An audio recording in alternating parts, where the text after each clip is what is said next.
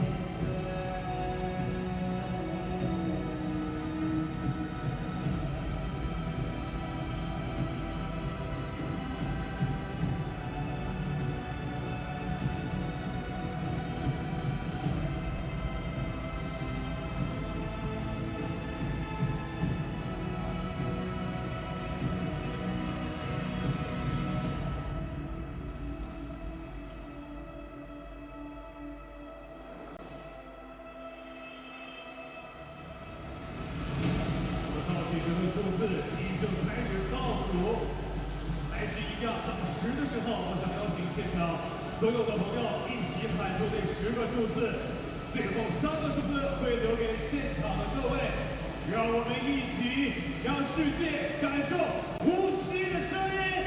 10、9、8、7、6、5、4。让我们与运动员入场。Let's welcome the first group of skaters.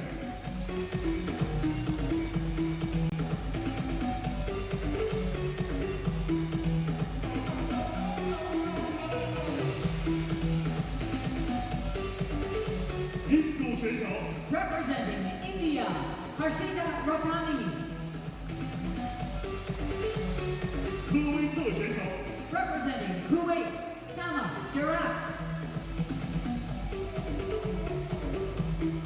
埃及选手 Representing Egypt, Hana Davies. 蒙古选手 Representing Mongolia, Nishino Akambatar. 秘鲁选手 Representing Peru, Sara Zobreo Bravo. 运动员现在会进行6分钟热身。 Skaters, your 6-minute warm-up begins now. Welcome, everyone, to Wuxi, China, the final event of the final day of the Junior Grand Prix 2024. I'm Ted Barton, along with Mark Hanratty, joining us from a studio in Nottingham. And Mark, as we take a look at the order of skate for the women's free program, I told you a little bit off camera about an interesting story yesterday in the men's event. I just want to mention that. And during the ice resurface scenes and the warm-ups, by the way, we're going to talk about some of our favorite moments and special images, if you will, special programs, special people that we met over the 7 weeks as we close this out in 2024. Now, yesterday, when Ryo Nakata from Japan won the men's event, he came out and he came by me as I'm standing in the rink and he's going out for the medals. I'm going, well, that wasn't the costume that he wore out there. He skated at the Pirates of the Caribbean because his dad skated at the Pirates of the Caribbean. So what that story was is he had gone to his grandparents, I guess, with his dad, and he saw and found his father's costume, which was that one with the boots and the belt and all that kind of stuff that his father had skated to in the Pirates of the Caribbean a number of years ago. So he took the outfit but did not tell his father that he brought it here to China. And then after he won, he went back into the dressing room, changed into his father's outfit, and came out and received the gold medal. His father's also his coach, and received the gold medal with his father's outfit on. How beautiful was that move? That makes me emotional just thinking about it. I can't imagine, especially if his dad didn't know, how moving that would be. And he didn't know that makes his way online somewhere. Because I was standing with his father as he's getting the medal, or as he's out there in the medals, and I asked him. I said, "Hey, he didn't skate to that with that outfit. What is that?" And he says, "That's my outfit." And he said he didn't tell me, but he brought that here to wear if he won, to wear on the podium in honor of myself, and that's very special. That's so special, and how wonderful that Ryo Nakata was able to show his appreciation for his parents. I'm so grateful when the skaters reach out to give us some information, and often they will be expressing their gratitude to their parents for all they do to facilitate their participation in these events. Yeah. And we can speak it.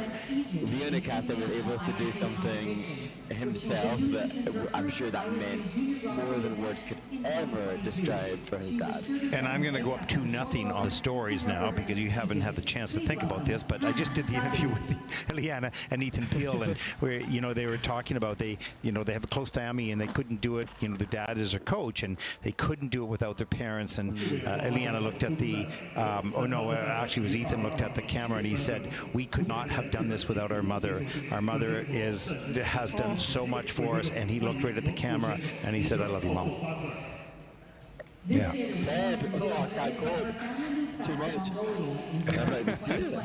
All of a sudden, a teary-eyed Mark, in Nottingham. Literally, if I go to the camera. Yeah, but I think more emotional. I think that's to your point that, and we've often talked about what the parents feel. They're thousands of miles away. They're watching their children on this live stream. They hear you and I, and when they see maybe they not have the bit skate and the emotion of the parents, no one sees that or they don't hear it. We know it exists and we know what you go through. We thank you for everything you do for your children, as we all do as parents. But the kids, they know about it, and they thank you, and so do we. Interesting statistic then that in China at this Junior Grand Prix, 2 of the 3 titles, with 1 still to go, have been awarded to skaters whose coach is their parent. I wonder if that's ever happened before. That's interesting. Yeah, I don't know. We don't want to encourage people, the parents to go coach their kids, unless you're a coach, a skating coach. But no, interesting fact as well. Now let's talk a little bit about the women's event here. Of course, we have 6 groups. And so we're going to see completely different stages of development. In this first group, there's a number of skaters here with countries that don't have many ice rinks, if any at all. And so you're going to see completely the beginning stages of not just international skaters, but skaters themselves. And you'll see a little bit slower and not as tight and tidy in the air and all those types of things. But put that aside, the courage and the passion that it takes for them to come to a country is like this, and you see that double flip there, to go on this big ice surface, the big screen in the back, as we take a look at that screen back there, on the big stage, and skate the best that they can for the sport that they love. That's something special indeed. It may not compete with the last group. It doesn't compete with the last group. It's not the same from a physical, technical perspective, but it is the same from an emotional perspective of each one of these athletes. And just as we've talked about the winners in the men's and the ice dance event and their parents, there are parents and family members and friends watching now who are just as invested and just as emotionally bound and fraught watching. And so a shout out to them now, because there's no discrepancy in the emotional commitment from a parent watching this, whatever number the athlete starts in. Yeah, absolutely. Now you're going to have to start thinking about some of your special moments during the past 7 weeks and performances and emotions that you may have felt as a father, even when the kids aren't in the sport, but or as a skating expert, so we can pass it on to the fans as we begin to close out this series this season. But we have another 5 hours. Let me see. we have enough time. A little while to go. Here we go, Mark. And now the first competitor in the women's free skate, Harshita Ratani, turning to the Junior Grand Prix this season, skating to music from the Aladdin soundtrack. Here comes a wave, makes it wash me away. A tide that is taking me under. Swallowed in sand, nothing to say. My voice drowned out in the thunder. But I won't cry, and I won't start to cry. Whenever they try to shut me and cut me down, I won't be silenced. You can't keep me quiet. Won't tremble at me trying. All I know is I won't go speechless. 'Cause I breathe, only try to suffocate me.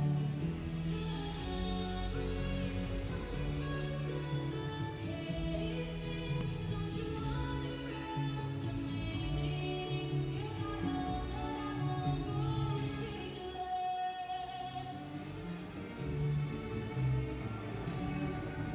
As you wind through the streets and the fabled bazaars with the cardamom clutter stalls, you can smell every spice while you haggle the price of the silks and the satin shawls.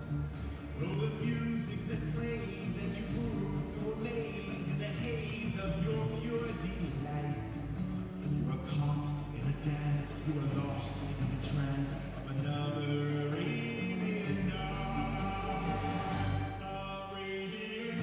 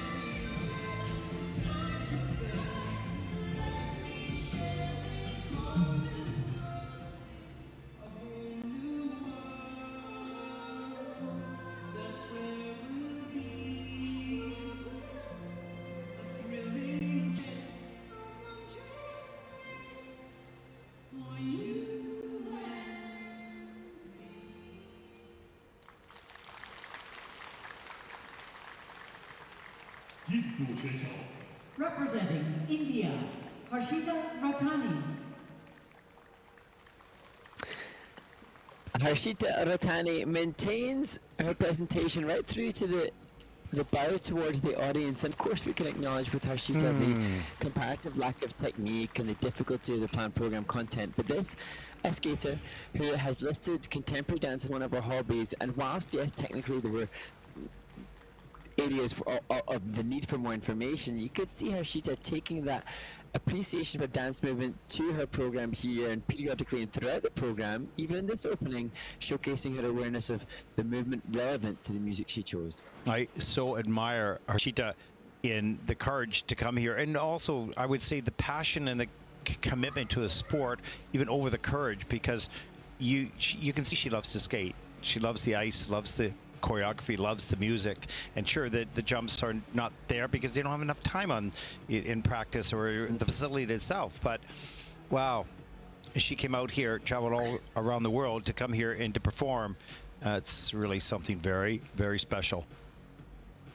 And I suppose, you know, we're obviously referencing, you know, look at this double toe, and there are issues with the technique on both takeoff and landing that need to be acknowledged. But when we see the flying camel or we see the single axel, for those that are watching this that aren't skaters, it takes, to do a flying camel like Harshita did, that takes years too. You know, that's not like something you can walk off the street and just nail. And, you know, the adult skating community will appreciate that as well. And I know there's a lot of roller skating in India, and I don't know if she's involved in roller skating. I know some of the other figure skaters from India were involved mostly in roller skating, a little bit in figure skating.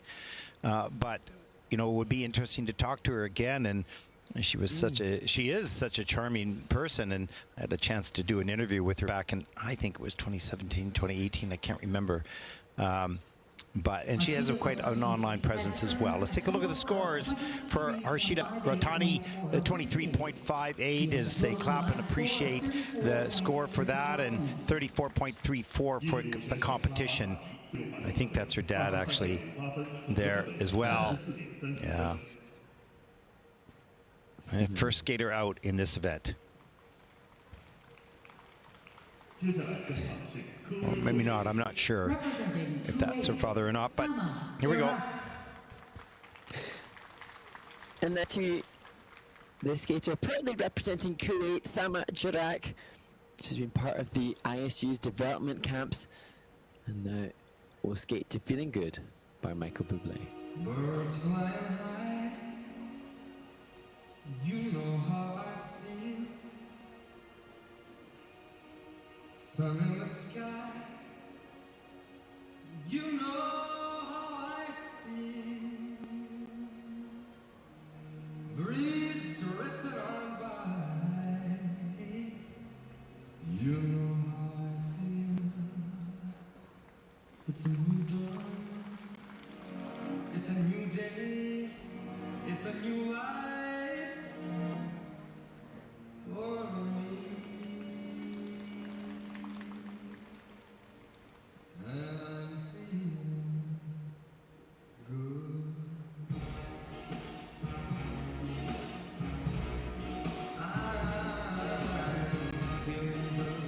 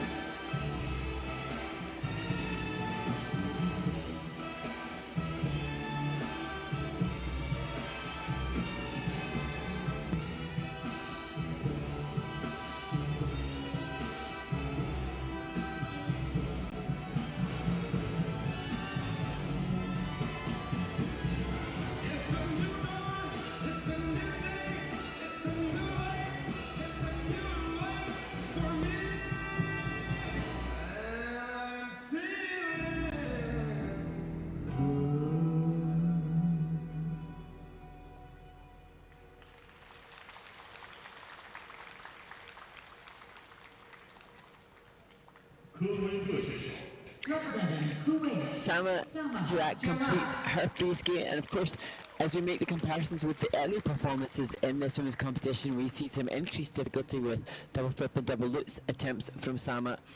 Still technical difficulties and still challenges, but the wonderful thing to acknowledge for Sama is that she's not just here proudly representing Kuwait, which I know is so gratefully appreciated by our federation.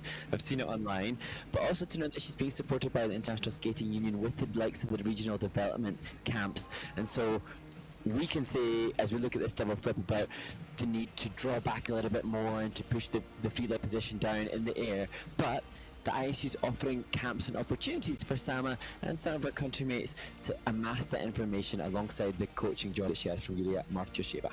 Yeah, and once the information from a coaching perspective it sort of emigrates, if you will, to these developing countries and ranks in those countries, and they start that Learn to Skate program and create a culture within an ice arena and a fascination for the sport, which will happen, we'll just see continued improvement in technique as coaches move around the world, perhaps, and coach in those different countries. So there's much more to come. It'll take a number of years. There's no question of that. It doesn't happen overnight.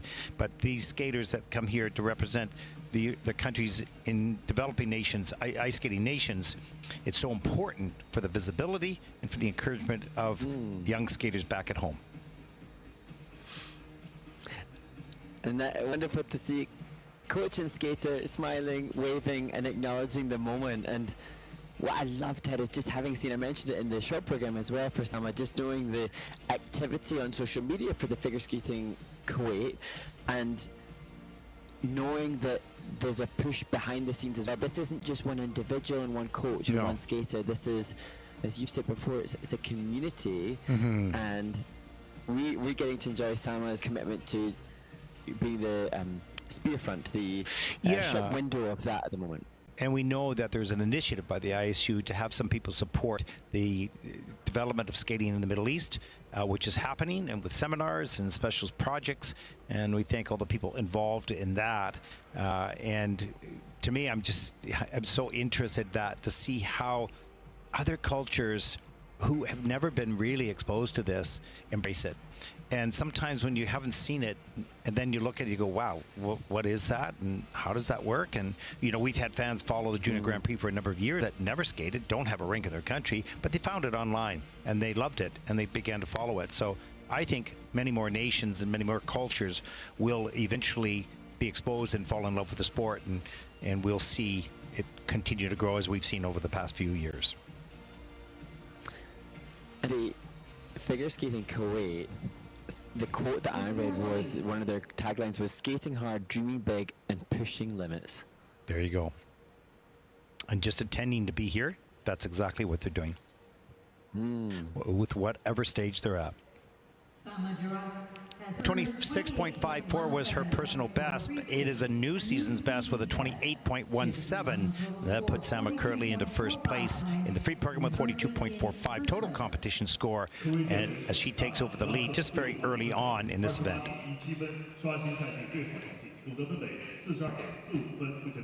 And she's got a smile on her face because she's looking at the scores going, okay, that's small compared to many others, but it is an improvement for her. And keep it in context at what stage you're at, and continue to build and skate because you love it. As we see Hannah DeBees from Egypt. Go ahead, Mark. And we've seen the evolution of Hannah DeVries over the Junior Grand Prix and the increasing joy with every performance, and how pertinent now she skates to this music merry-go-round of life.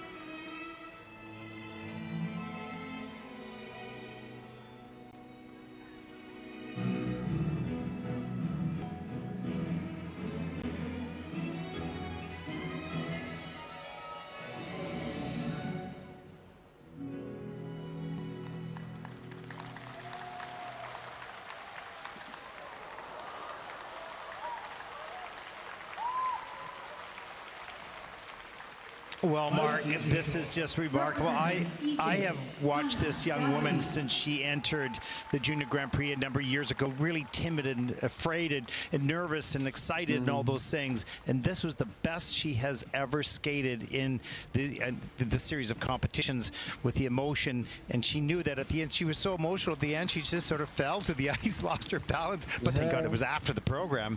That was just simply brilliant. And when you know the growth emotionally and intellectually and physically of a young skater like this, to finish her junior career on a high like that with her best program, that's just brilliant. Sorry, Mark, I've taken up too much time. Go. No, because I've got tears in my eyes just thinking about. I remember seeing her in Gdansk and thinking I almost worried about her sort of mental state, having to be at that event, feeling so far removed from the competitive complexity of the other skaters. I remember thinking, oh, I hope she's okay. And now, 2 seasons later, I'm seeing Hannah Debees go out, skate cleanly, land all her jumping passes in the performance, and looking so elated and joyful at the end that it just moves me to tears, because I just think that's just such a celebration of triumph. Yeah, you can see that emotion of pure joy, having skated so well at that moment. You know, that is so cool, really. And the emotion, perhaps because it's her last Junior Grand Prix, and Hannah has acknowledged to us that she does want to continue to proudly represent Egypt. She has extended her gratitude to Dr. Heba Gurgis, who has helped facilitate the participation of Egyptian skaters on the ISU. And now Hannah will have to make the move to seniors, but she's also, as part of her move to Boston, she's studying design at Northeastern University, so she's skating in collegiate competitions as well. So her love for skating will continue. Well, let's take a look at the scores. 49.49. Her personal best was 44.50. That is first in the free skate with a total competition score of 73.49. This is a bright, bright day for this young woman for so many reasons. What a special moment as we watch this unfold in front of us. And that's just a good indication in the Middle East with the young skaters coming in. It'll take some time, it'll take some pride, it'll take some disappointing days, but it can happen. And Hannah Debees was a leader in that's for sure. And another skater now proudly representing and continuing to push to compete at the Junior Grand Prix is the Mongolian skater Michiel Otgonbatar. And Michiel will skate to the haunting music by Muse Exogenesis Symphony.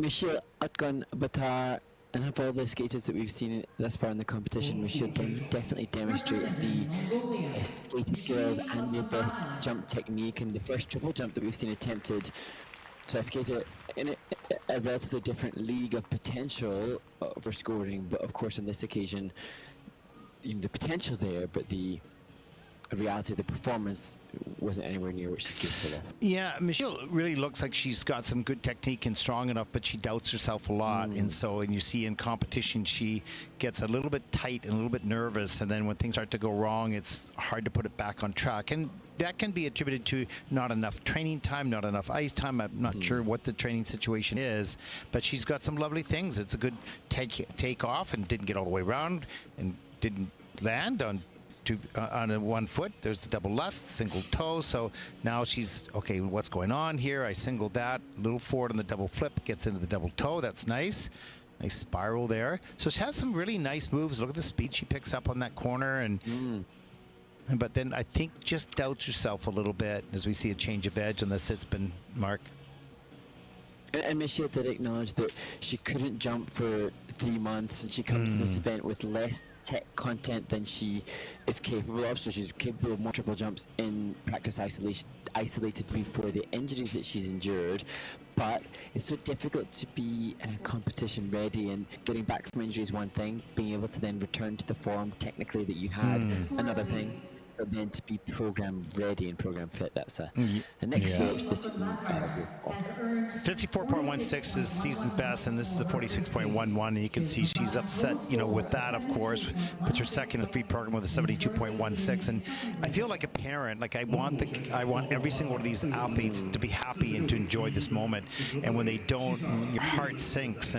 But you also understand it's something they have to go through. It's simply part of life, and it actually makes you better. But it's like, eating like cough syrup that just tastes awful but makes you feel better, right?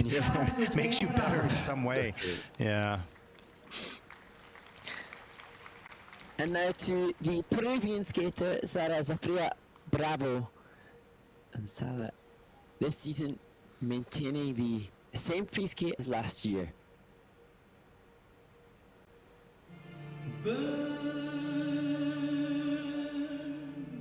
This house burn it blue, heart running on empty, so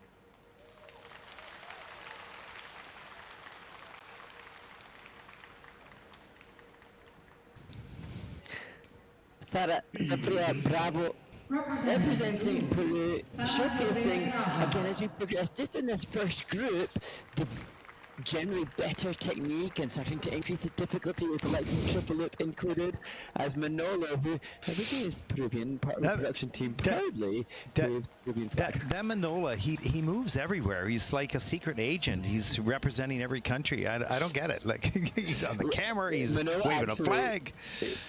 Yeah, he told me that his Peruvian heritage is part of the reason that he's so proudly supporting There you Sara go. Bravo before he moves on to the Italian contingent as the event progresses. Perfect. Now here's a look at the triple loop attempt at the beginning. It actually gets around under rotated. Triple loop double toe. So good start to the program. And here's another one a little bit later. This one is a forward landing, so that's a downgrade. She'll get the points for the double, not the triple, on a downgrade call. Here's the double axel. Good use of the arms to lift up, but a little break in the waist. You want to keep that back and main body core absolutely firm. It'll save a lot of elements when they go a little awry. Good transitional content into that double flip, and I think that as we look at Sara, we see good flying sit, good tuck feature. She's just struggling to get the sit behind rotations done. Not sure if that was achieved.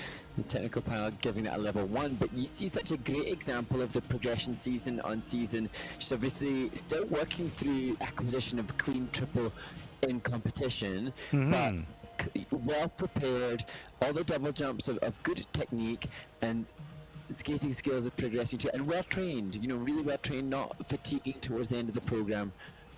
No, that was a solid skate for fatiguing. Solid skate for her at the stage of her development. We saw Ekaterina, her coach, you know, I think sending a kiss back to her son, I believe, and her husband, and then when they're away from friends and family, and then the family's probably watching back home, and a special moment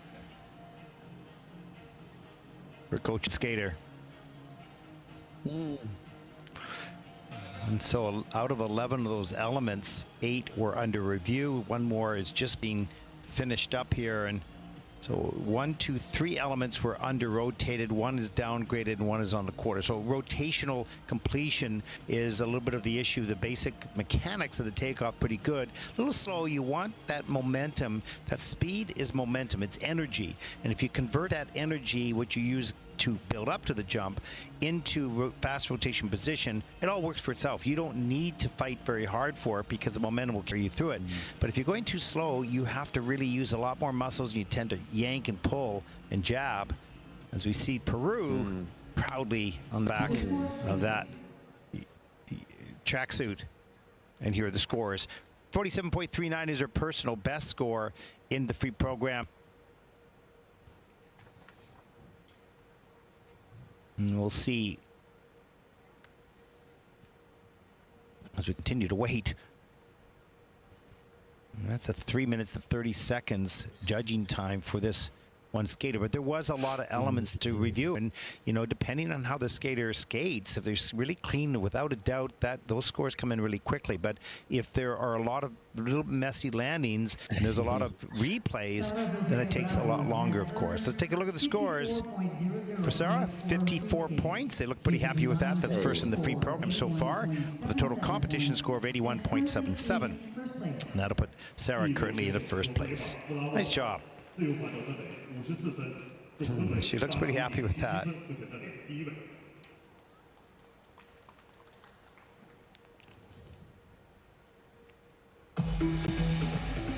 Well, we'll step aside for a few moments as we get introduced. Can't compete with the volume here, so we're going to step aside and let you get introduced by the house announcer.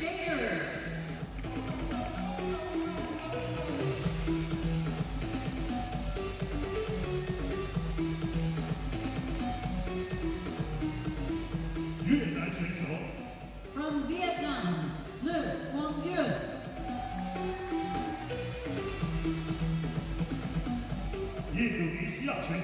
From Indonesia, Michelle and Gina Xi.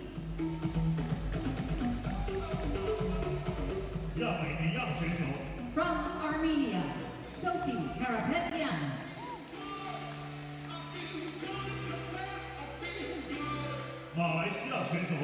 From Malaysia, Malaysia, Oh Wei-Chuan. 新西兰选手 From New Zealand, Kara Tang. 运动员现在将进行6分钟热身。 Skaters, your 6-minute warm-up begins now.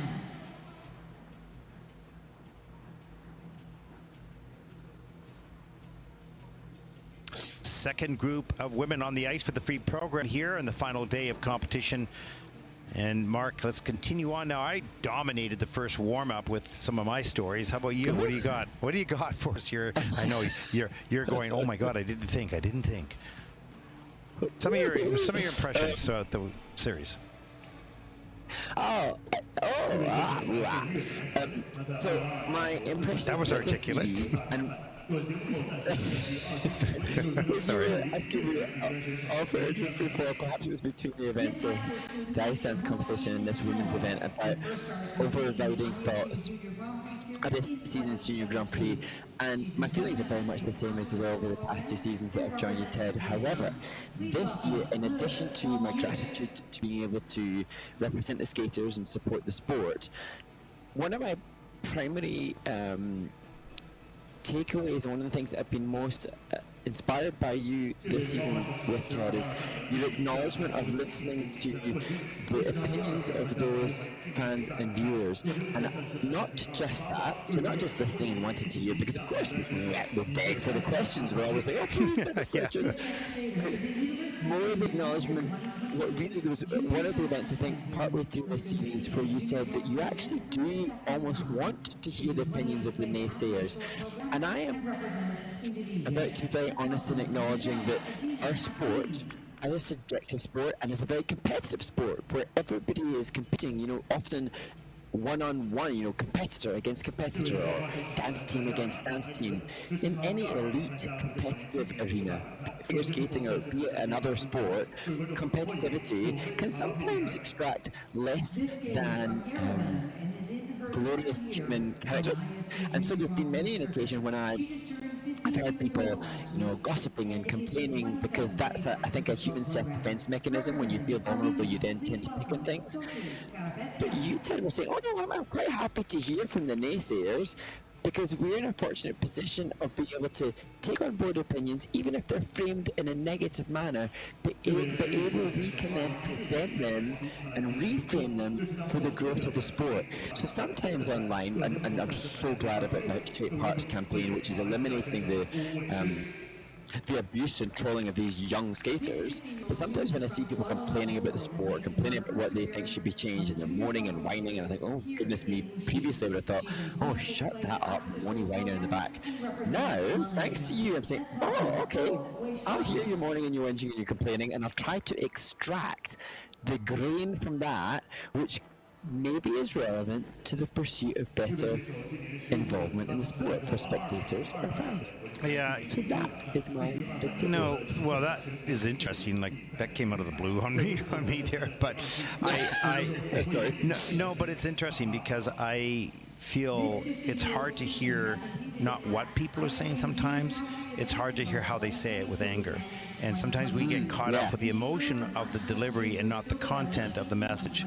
And I do think with 2030, and I'm going to talk a little bit about that in our closing, if you will, before the fifth group, and the vision of 2030 for the ISU, which is a great concept. The sport can change, but it can change, and it needs to change by listening to people.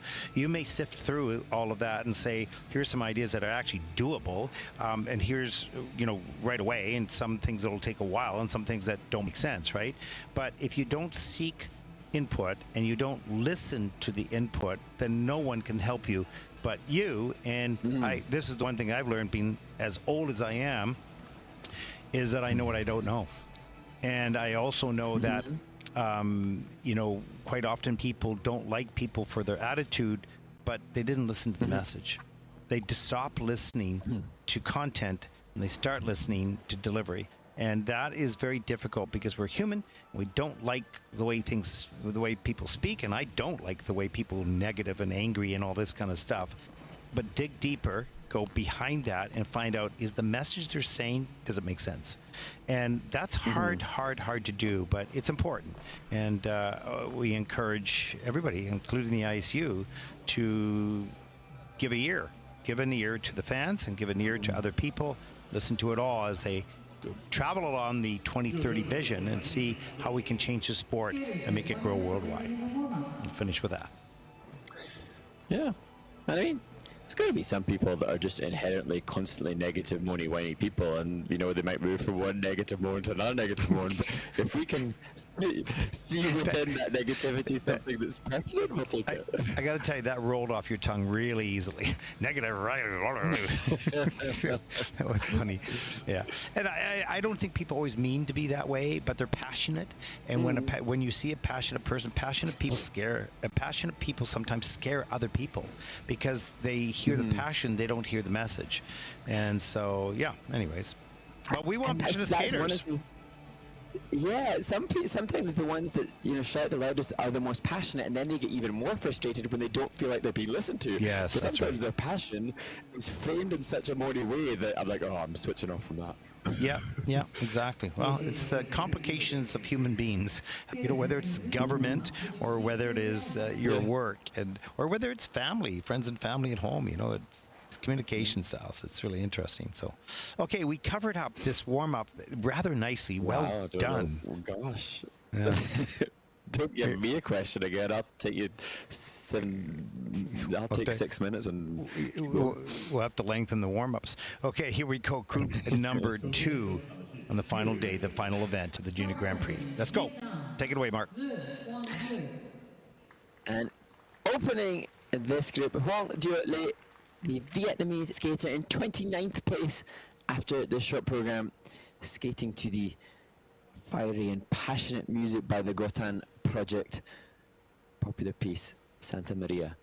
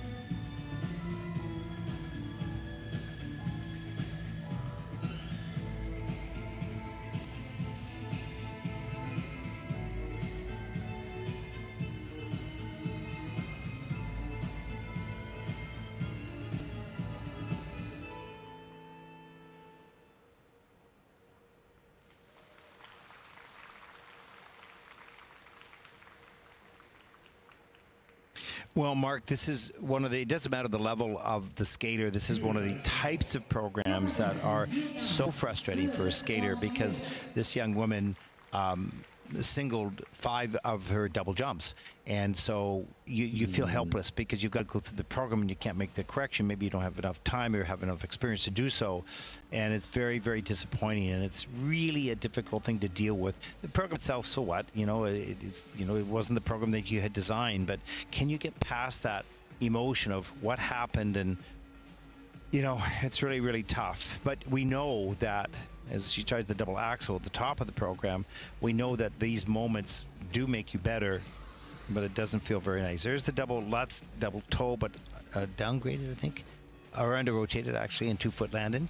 And the rest, I didn't really show the rest of the single jumps because I just didn't want to dwell on the negativity of it. And the reality is it's one of those programs you never want to feel. And unfortunately, everybody does once in a while feel a program like that.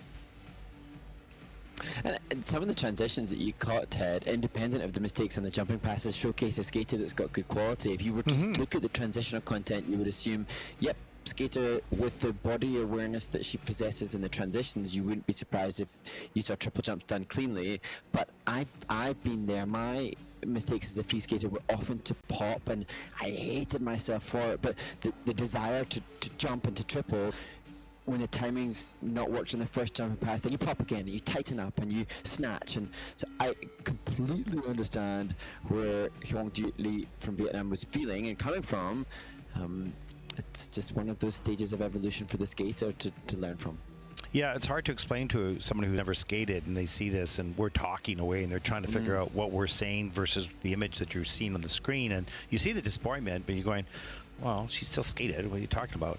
Well, when you can do doubles and in some cases triples, but they pop to a single, it's sort of like your ability to play tennis really well, but you miss the ball.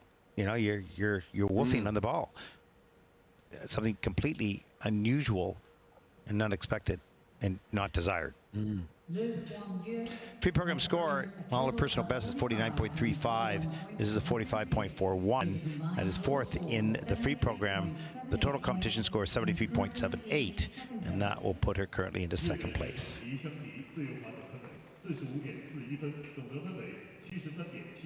But, you know, it's still early in the season. There'll be other competitions, and there'll be some lessons learned and some better performances without question. I believe this will serve her well in the future, not on this day. Representing Indonesia, Michelle Egina Aksi. And now to the Indonesian representative, Michelle Egina Aksi, 28th after the short program. Showcased some quality within the warm-up just moments ago. There you can see the takeoff of the triple salto, which will be the 2nd element as she skates to the music Carry You by Ruel.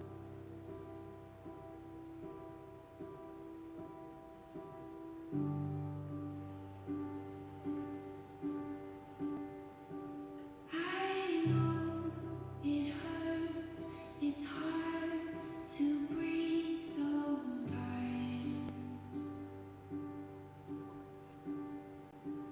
These nights are long, you've lost the will to fight. Is anybody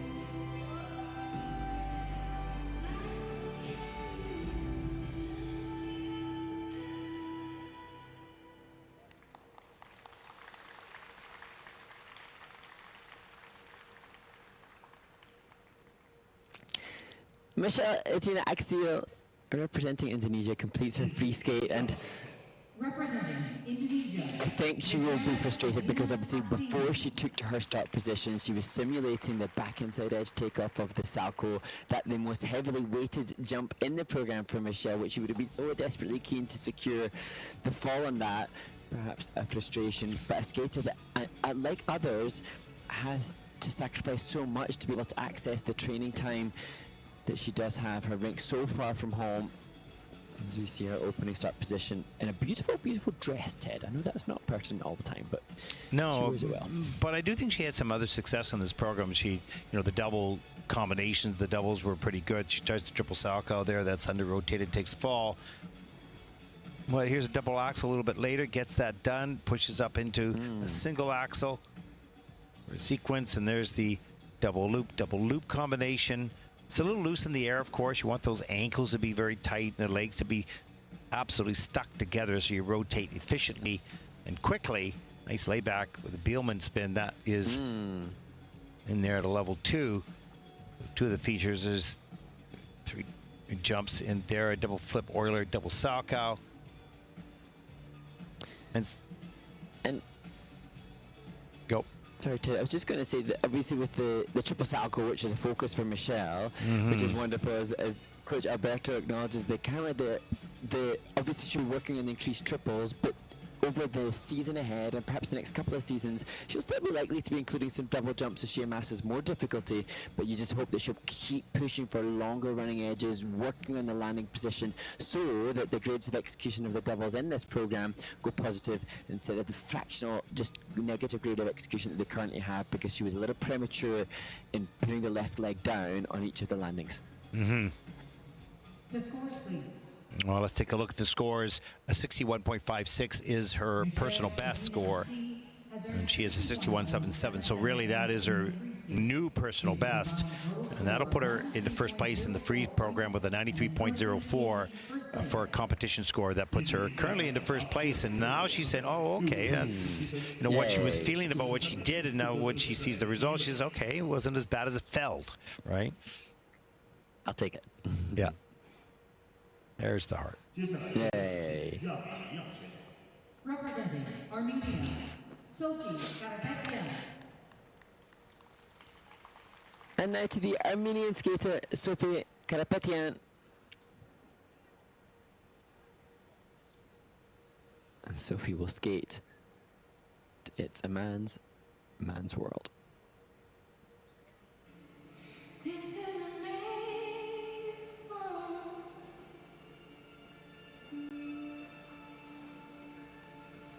This is a man's world.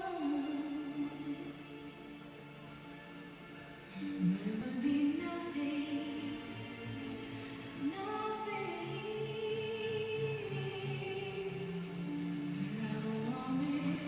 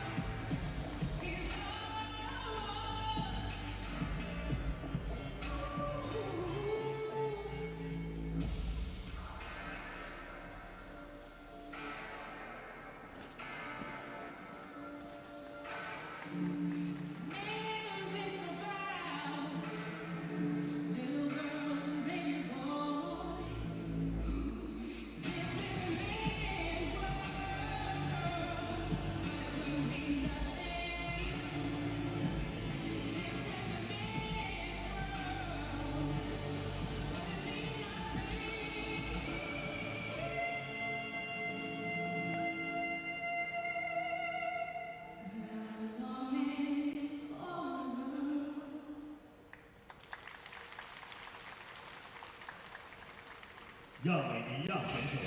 Representing Armenia, Well, it's Sophie currently Karapetyan. under review, but I think Sophie Karapetyan has delivered the first cleanly and fully rotated triple jump of the women's free skate in this, the final stop in the Junior Grand Prix. A skater that is strong and showcased so much speed and ice coverage into the opening 3-jump combo. Yeah, and there was only one out of the 11 elements under review, so that's good. We'll take a look at some of the elements here. What did I miss? I missed something there. Here is a look at the triple salto. Let's slow Another that triple. down. There, she gets it. Yeah, it's in the system okay. And as we look at some of the other jumping passes, just struggling to stick the landing as the fatigue sets in, just not able to allow the landing edge to run and glide and flow before moving on.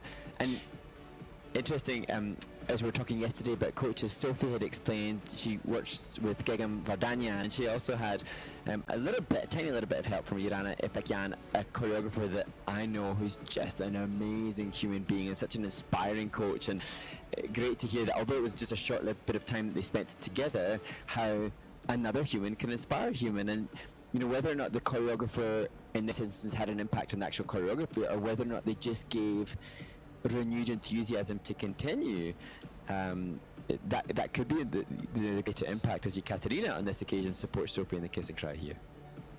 Yeah, pretty powerful skater, no question there, and it's nice to see that triple sal come in clean. Now it's a minus GOE in regards to the combo, but you know, something accomplished with that, with the double axel as well in the sequence. And I think I mentioned in the short program that Sophie has a hashtag never give up on her social media, so that perspective just lets us see she's not going to give up. It's just another lesson learned, another feedback from the judges, and back to training. Yeah, and also, I mean, I would suggest to her just to work on that rotation position, straight, strong body stay. It's going to save a lot of energy, and it's going to save a lot of jumps.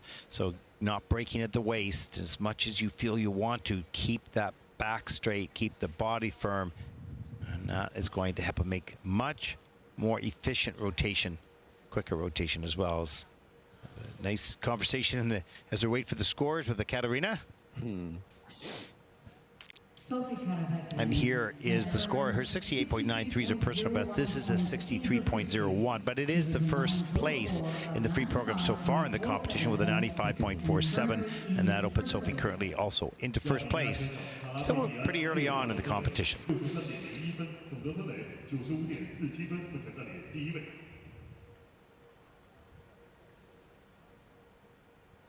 接下来登场的是马来西亚选手。 Representing Malaysia, Wei Chuan.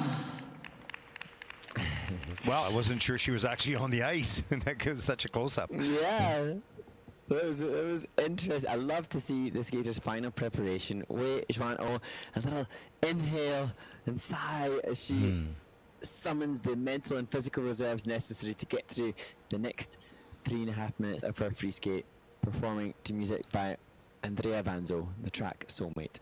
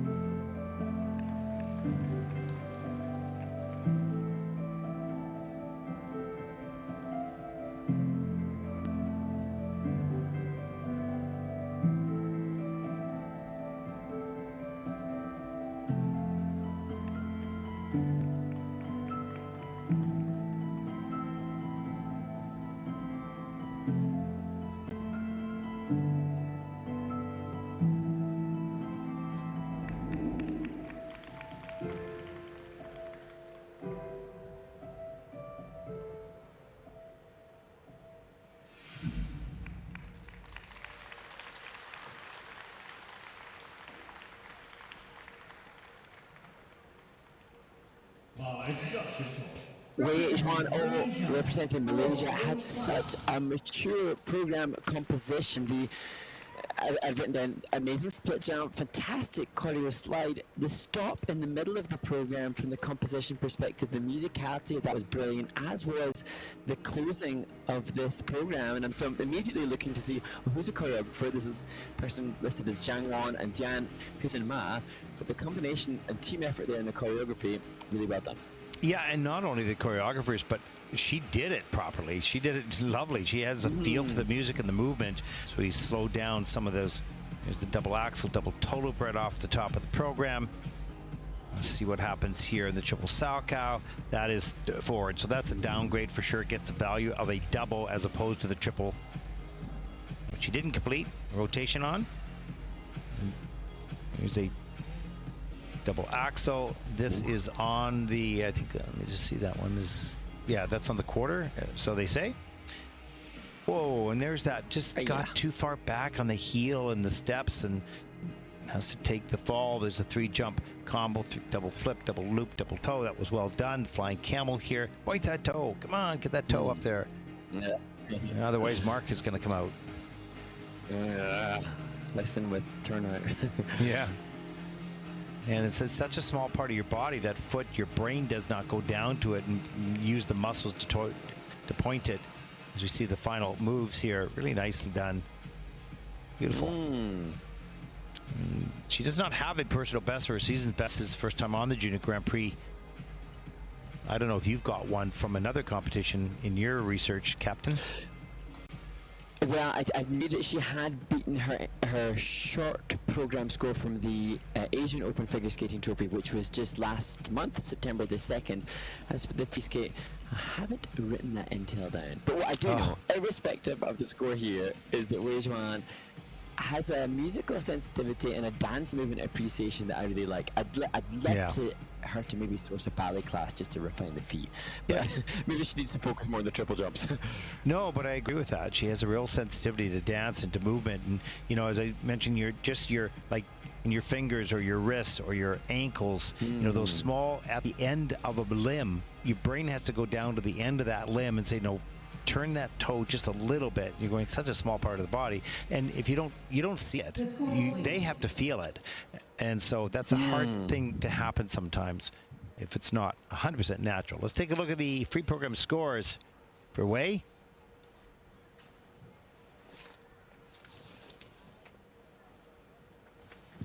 As we wait, here it is, a 58.37. That is third in the free program for a total competition score of 91.24, and that'll put Wei currently overall into third place with a nice big smile on her face. It's lovely moments in that program. Yeah. And good job by choreographer and skaters and skater.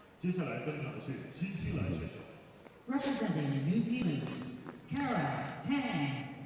As we move now to the 15-year-old Kara Tang, who lives in Auckland, and she self-choreographed her short program, but this free skate choreographed by the brilliant Catherine Hill. And Kara, for the free skate, skates to Star Sky by 2 steps from Hill.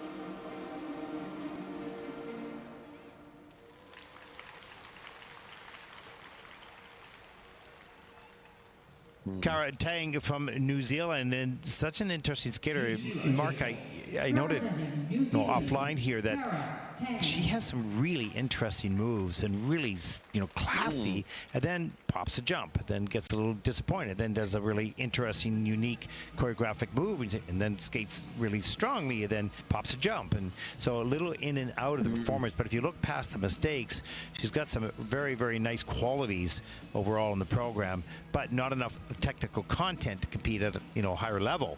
Or at least she didn't produce it. Maybe she has it, she just didn't produce it. I couldn't agree more, Ted. Cara, throughout this performance, I was writing little notes. Ina Bauer, great edges as we see the opening step out of the double axel. She had a lovely right forward outside catch spiral. Here, the traveling stars into the camel, gorgeous position, fingertip extension, turned out foot, great edge control.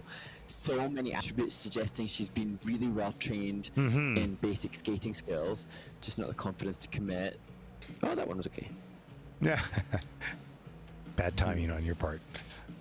There's Ina Bauer going into the intentional double flip, and then just loses her focus and concentration, doesn't pull in, and singles the flip. Then there's the double loop into a Euler, into a double salchow. That looked fine. Right, so in and out of performance. I love that little leap there. That's beautiful. Straight back and floating through the air. So there's some moments of, wow, that was really nice, and moments of, wow, that's unfortunate. And Cara, her transitional content is right up there. Yeah. Right up there. Well, 61.64 for Cara Tang from the New Zealand, and that is third in the free program with a 94.81 total competition score, as that will put her, at least for the moment, into second place. Yeah, some really nice qualities you have, Cara. So work with those and start to play to get those simple things, those pop jumps. Make sure you turn them. All of a sudden, those scores are going to turn around, because you're not just an average skater. You're a good skater. Yeah. Okay, let's take a look at the scores, and then we are going to go to our entertainment on the second to last break on the Junior Grand Prix 2024. Mark, what do we have on the playlist? Well, a chance to listen into the winner interview from Ankara, where Yoo-Sung Kim from Korea was triumphant. She's currently lying in third place at this event, trying to take another title. And then our must-watch moments from last week's Junior Grand Prix in Ljubljana in Slovenia, with finally the Team Titanium. We've just seen the skater from New Zealand in the women's event. A chance for us to look at the New Zealand synchronized skating team in their historic debut at the Junior World Championships earlier this year. Well, we're pretty sure you're going to enjoy it, and we'll be back right after this.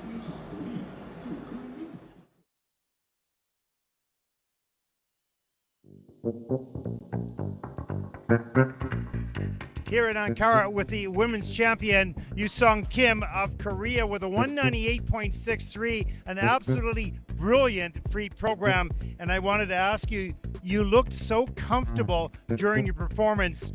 Were you that confident during the performance here in Ankara? 터키 앙카라에 와서 좋은 성적을 거두고 퍼스널 베스트까지 세울 수 있어서 정말 기쁩니다. Now, all of your jumps look so easy all the time. Is there one jump that is your favorite? 트리플 악셀이 가장 좋은 것 같아요. It's your best and your favorite jump. Oh, that's a good start, that's for sure. A big points right off the top of the program. What is your favorite part of your program? 룹 뛰고 나서 D 파트 시작하는 부분이 좋은 것 같아요. And how do you feel right now, having won your first Junior Grand Prix here this year? 지금 처음으로 주니어 그랑프리에서 금메달을 딸 수 있어서 정말 제가 잘한 것 같고 너무 기쁘고 여기 앙카라에 와서 정말 기뻐요. Well, you are absolutely brilliant on the ice, charming off the ice as well. Congratulations. The best of the luck as you move forward in the Junior Grand Prix season. The champion here in Ankara, Yoo-Sung Kim from Korea.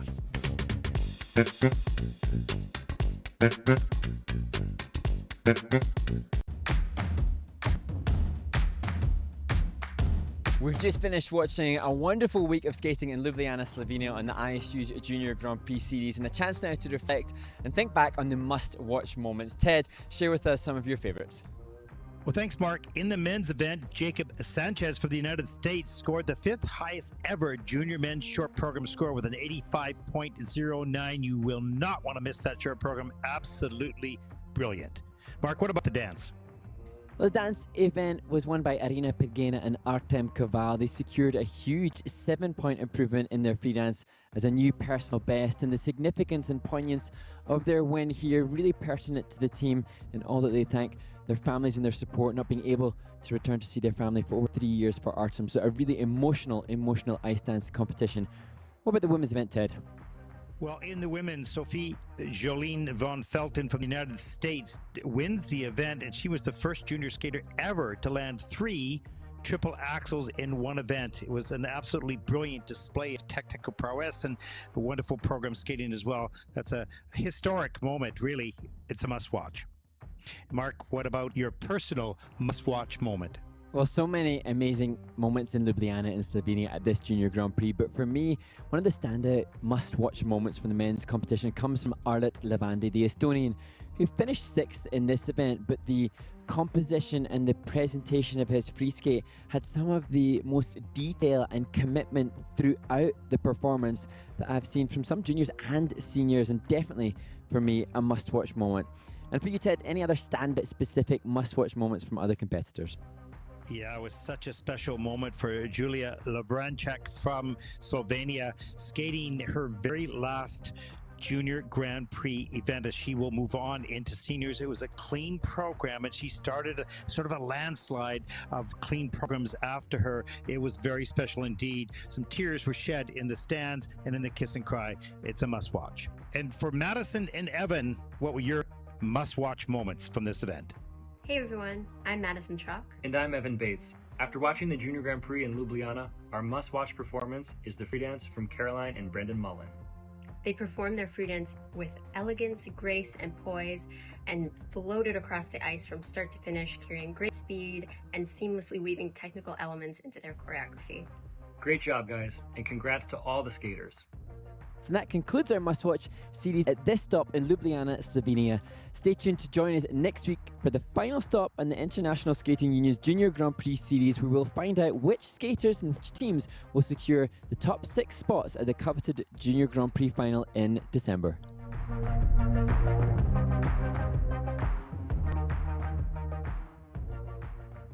So we were all, when I told the team, like kind of like crying and like really excited, because the goal had always been Junior Worlds, but it always seemed quite a little bit unrealistic and out of our reach. So.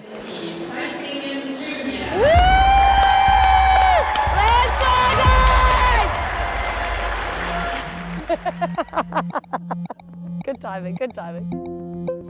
We feel really proud to represent New Zealand at Junior Worlds, as obviously we're the first junior team to come here before. So getting New Zealand out there is what motivates me. So it's really cool that to be a part of this, to be a part of the journey with this team, because for us it's a New Zealand first, so it's really awesome to be a part of that journey.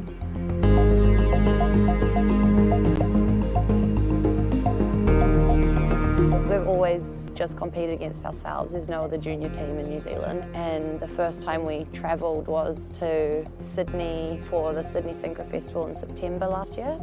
So other than that, we've never really competed against other teams, so seeing other teams that are a bit like gobsmacked watching them and having competition for once. Doesn't matter what any other team does, all we can focus on is what we can do. I think we've got a mixture of excitement and nervousness as well, because it's so different to what they've experienced at home and so different to Australia. So many more teams, so many more people, and the rinks here are huge.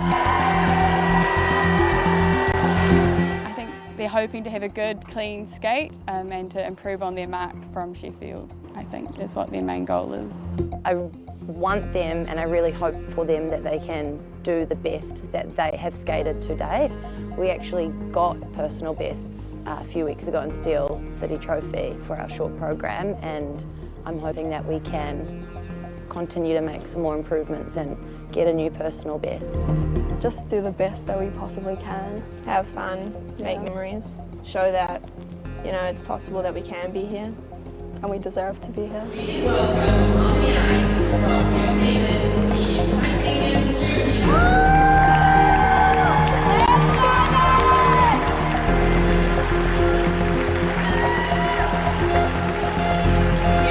Go, Rach, go, Rach, go! Go!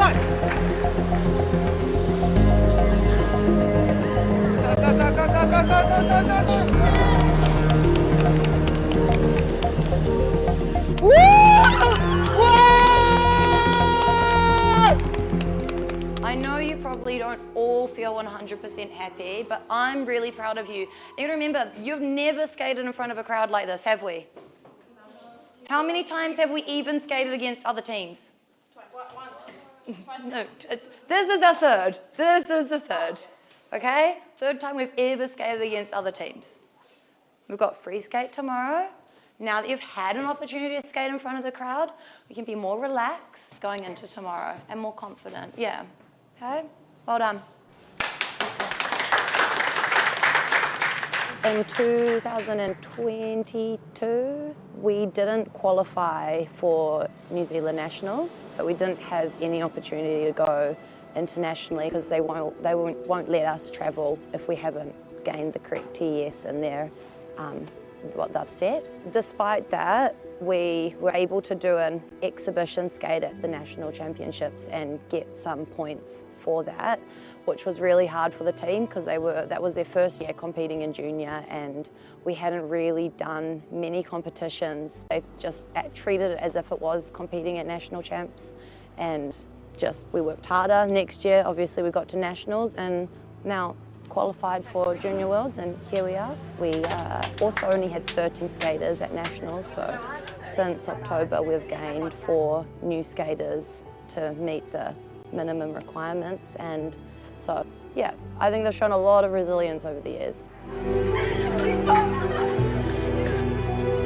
It was a big moment for our team. Yeah, when we found out that we qualified to come to Junior Worlds, it was almost everyone was in tears, or it was just so emotional for all of us.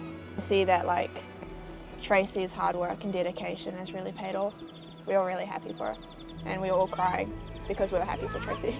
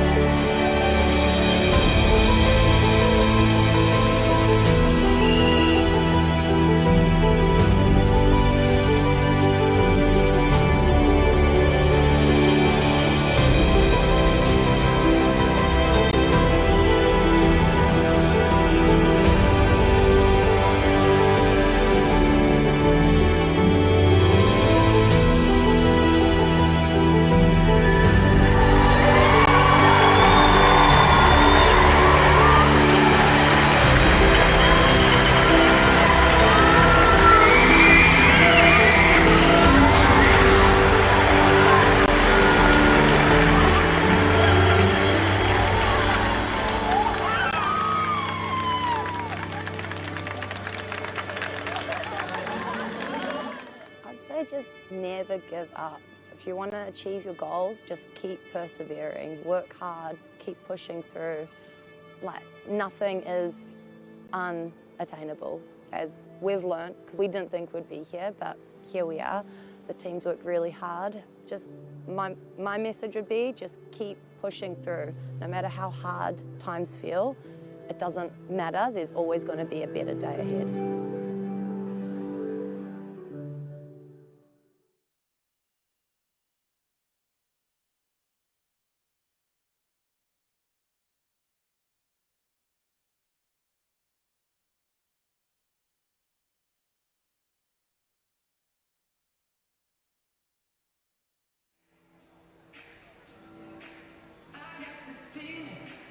Inside my bones, it goes electric wavy when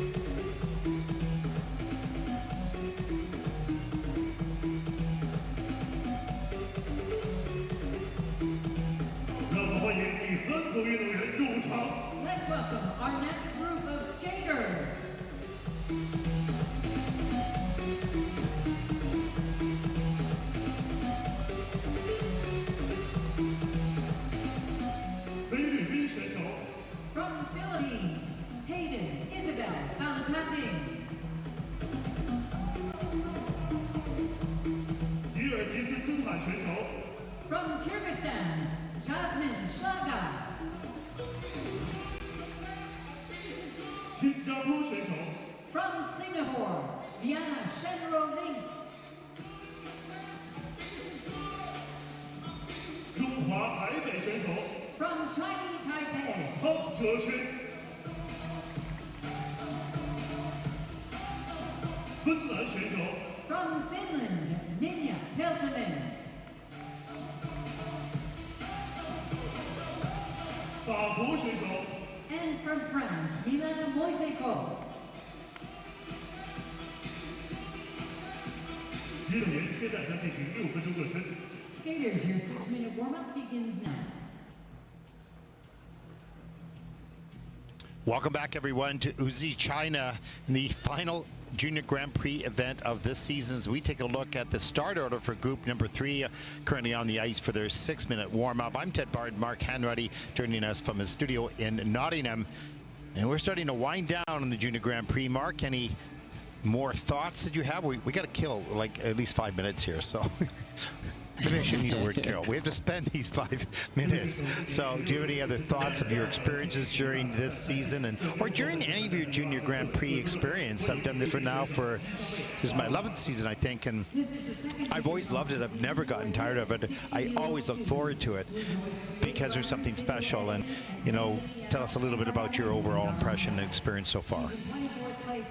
I think this year what's also been so wonderful is the continuation of the feelings that I've had from the previous years. This year it's been so wonderful to hear from the guest commentators and the interviews that we've undertaken. And so if I reel off, no, I'm not going to reel off everybody because then I'll forget somebody, but if you think that we've had the chance to speak with 2 of the current and reigning world champions, and then for me I had the chance to chat with Stefan Lombardi and Karina Costa, 2 former world champions, and hearing from them was wonderful, but what probably stands out in my memory more so was Caitlin Osmond telling us that whilst she did compete on a Junior Grand Prix, she wasn't necessarily successful insofar she didn't achieve a medal at a Junior Grand Prix.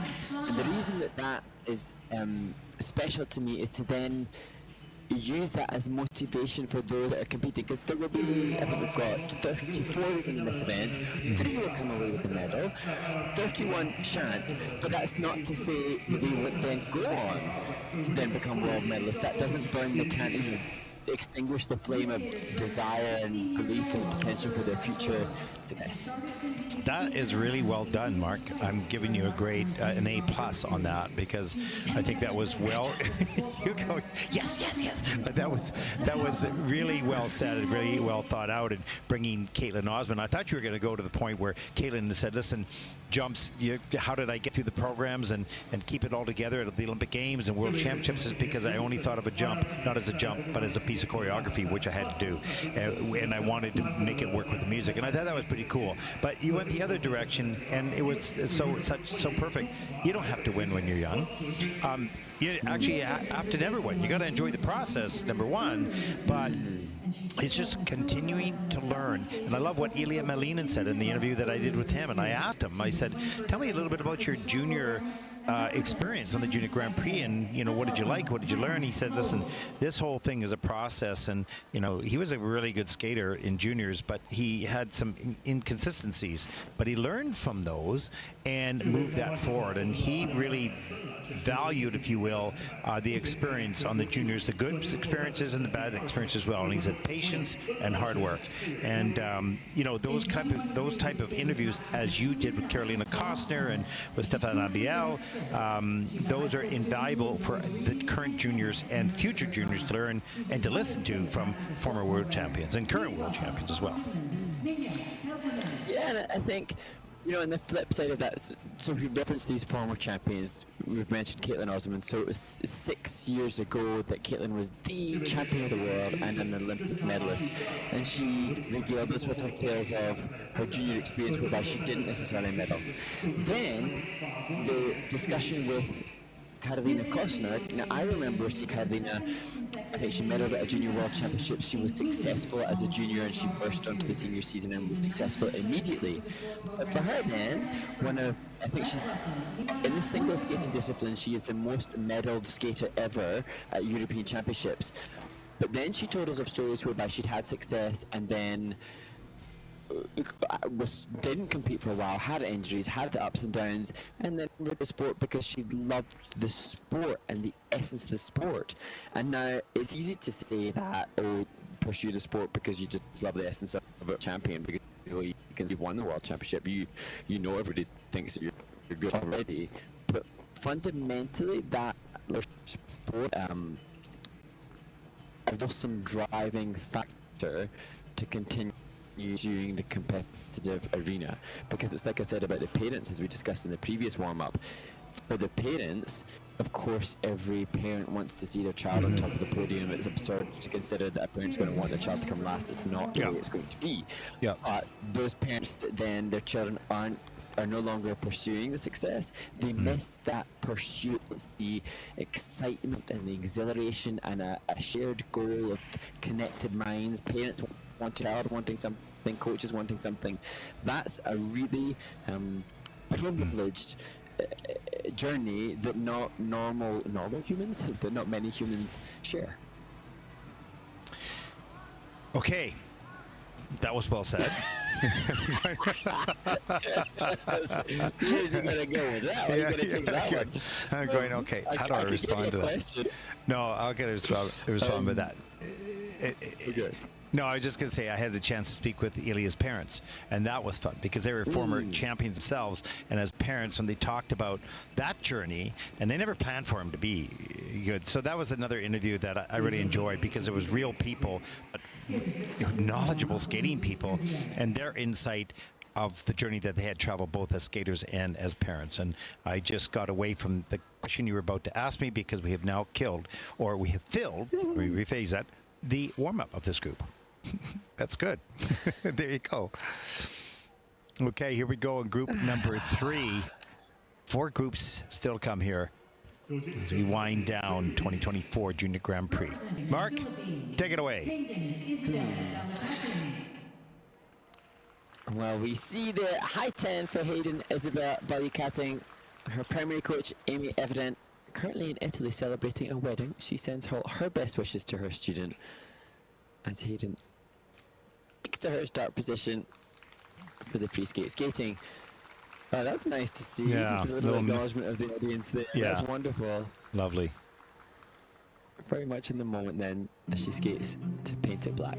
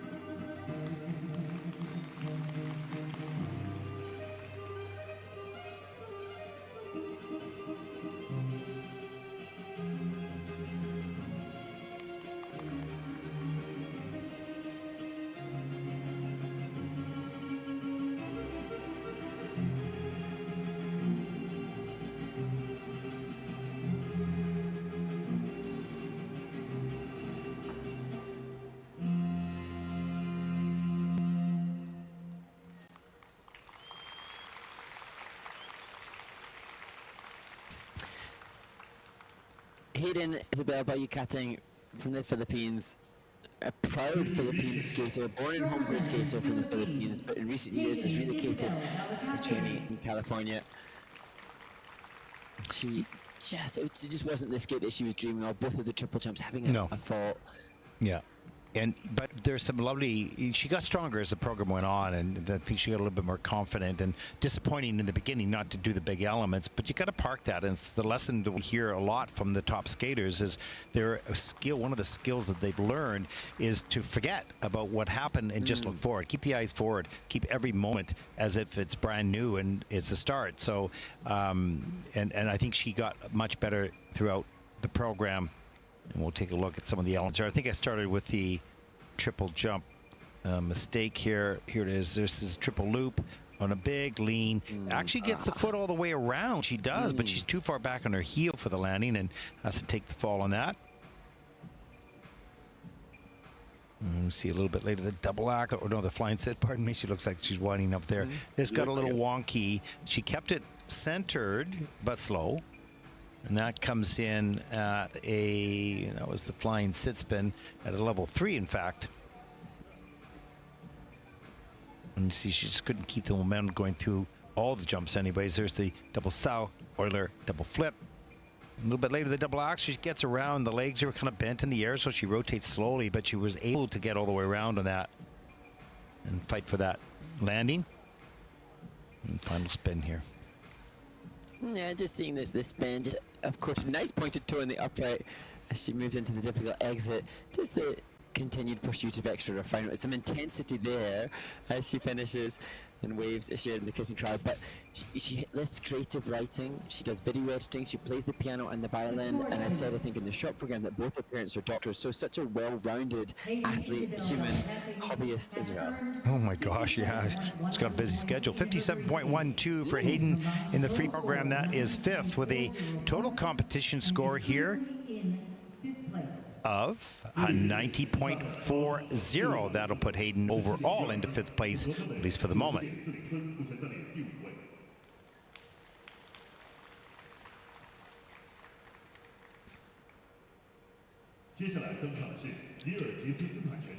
Representing Kyrgyzstan, Jasmine Schlager. And now to Jasmine Schlager representing Kyrgyzstan. Her coach is her aunt, her choreographer is her mum, and her godfather is another one of her coaches. A family affair as she moves to her start position for Mvoy, the music.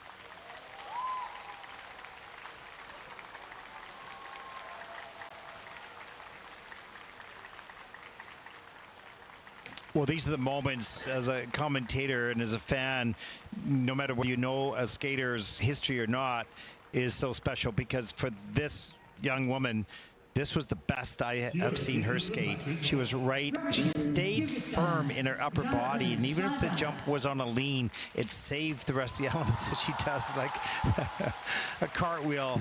And you can see the pure joy of, she knows she can do those elements like she did here, but she hasn't really developed or delivered them on cue at those important moments. But tonight, she did. Here in China on a Junior Grand Prix. That was simply brilliant. Mark, your thoughts? Well, I just heard from Jasmine not long ago on Instagram, and she told me that she started skating at the age of 2 due to the fact both her parents were coaches, so there was no one to look after her. So she started her training and her journey in this competitive world at the tender age of 2. She dreams to perform on tours such as Holiday or Disney on Ice or Stars on Ice, and now this moment with this clean skate, this is a moment to celebrate, and this is a moment now as we see this double axel for her to use as video footage. Triple lutz, comfortable, good running edge on the landings, double axel, single axel, and so now she has a moment captured to showcase that journey of 13 years as we see her clinging on to that triple lutz. Hanging on that landing there. Here's the triple sock a little bit later. Look how much distance she covers in the air, up into the double toe loop, but she doesn't lose her focus. She doesn't get all excited too early in the program. That was on a bit of a lean, but she kept her body, core, and back straight, and that is all the difference when things go a little bit off. Don't break the body. Wow. What a great performance. I am so happy for her because she's that good, but has not been able to show that on the big moments, but she certainly did here tonight. And if her mom and dad are back home watching this and watch this here, they have to have tears in their eyes. Oh, gosh. And full of pride. And you know, this is a skater that's already said she wants to do shows, she wants to coach, she wants to continue her legacy. What would that experience do to push her even further forward? Yeah, this is 10 points bigger than her personal best of 74. And it's not only a season best, it's a personal best with the 121.72. And Jasmine Schlager from Kyrgyzstan takes the lead at this stage of the competition. That's cool. That's a special moment. That might be a must-watch moment. Not sure. Love it. Yeah, that was great. 接下来登场的是新加坡选手。 Representing Singapore, Vienna Shenro-Ling. And now to the Singaporean athlete Vienna Shenro-Ling. She designed her short program dress, designed this too. She looks incredible. And she has an interesting concept for the music, the Chronicles of Narnia, the line The Witch in the Wardrobe.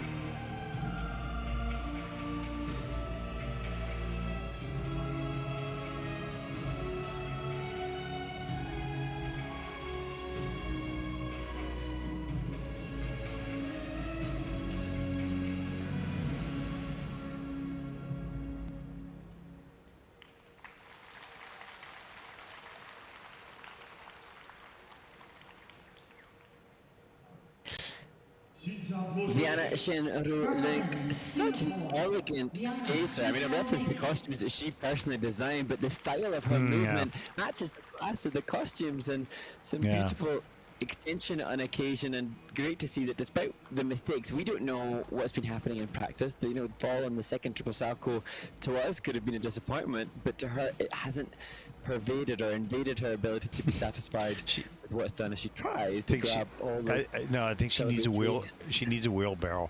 She needs to put those somewhere. And what was interesting is there's sort of double fist pump at the very end of the program. Then she tilts her head both. Oh, that's not too bad. So the hand said great, but the head said, yeah, pretty good. It was interesting as she finished that program. But she had, that's lovely in the beginning and in the opening there. And she had some nice jumping passes, elegant arms. Detail as we take a look. There's the double axel, nice and tight in the air.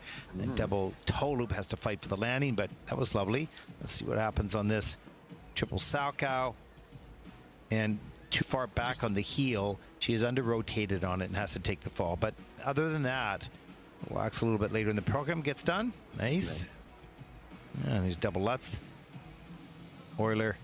Double flip near the end. A little slower, but that's okay. Go ahead, Mark.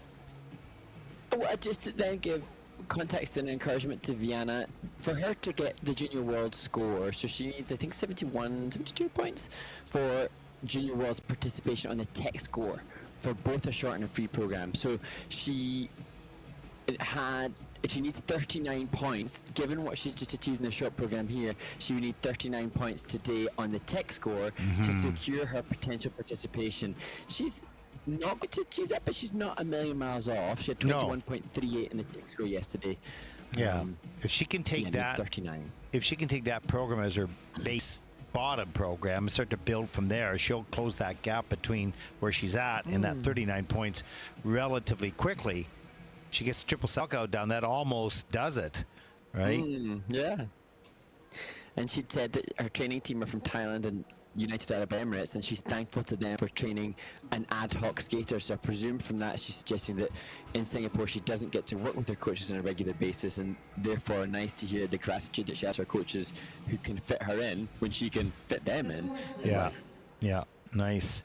Well, let's take a look at the score. 62.28 is her personal best to this point. Not her season best. This is the first time out, but her personal best, and she beats that score by a significant amount, almost 7 points. 69.60 for the free program with a 108.65, and that'll put Vienna currently into second place overall.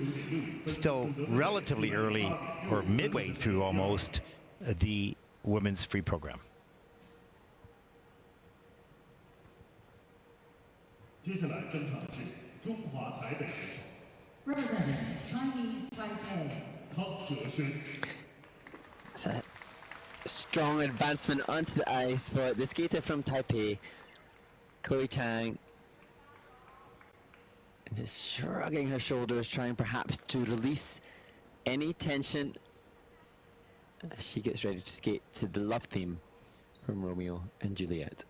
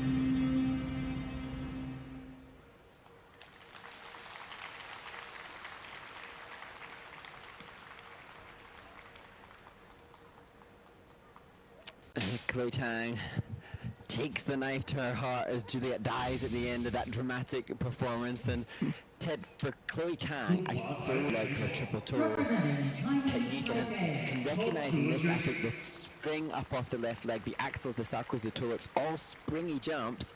Good to see that on this occasion, although she fell in the opening triple lutz, she did rotate. When she last competed in Bangkok on her first Junior Grand Prix of this year, she popped opening triple lutz. So, you know, the landing would have been the optimal version, but from a coaching perspective, good to see that she rotated that bigger, more difficult jump at the start of the program. Yeah, she clearly has the athletic ability and the technique as well. It doesn't always work, of course. That takes time to get consistency, but she has the abilities to do all that. As we see a little bit of drama as well. Oh, there's the knife at the top of the program. How's that work? Well, that's not She good. was like Romeo and then, or Juliet and then Romeo. That's probably why she had a mistake on that thing. Yeah. You can't be stabbing yourself. You can't be stabbing yourself. There's the triple toe, double toe at the top of the program here. You have to ask her about that. There's the second triple toe loop. A little slower in the air. It gets that free leg slowly around, but does. There's that sliding movement. Wow, that's amazing. Hanging on to things, which is great. And that part of the body from the hips to the shoulders, if you keep that straight and firm in the air and don't break it, then you're going to land way more than you lose. Go ahead, Mark. Oh, just, you know, as we're watching these replays back, and that's the definite, that was, you know, second time lucky, really hit the spot there with that knife through the heart. But anyway, on the landings, just as we replay the videos, wanting to encourage the skater, stay there a fraction longer, sustain that edge, don't be, you know, tempted to deviate and go straight to the next back crossover. Just stick that landing a little bit more and force the judges to give you that better GOE. Yeah, what does quality feel like for an athlete versus what it, you know, what it is? So she's got to hold those landings, and that feels frustrating to have to hold things. And you've landed it already. 74.38, that's season's best for Chloe Tang, and that is second in the free program with a total competition score of 113.91. That put it, for the moment at least, into second place. There's a look at your top 5 skaters so far on the leaderboard.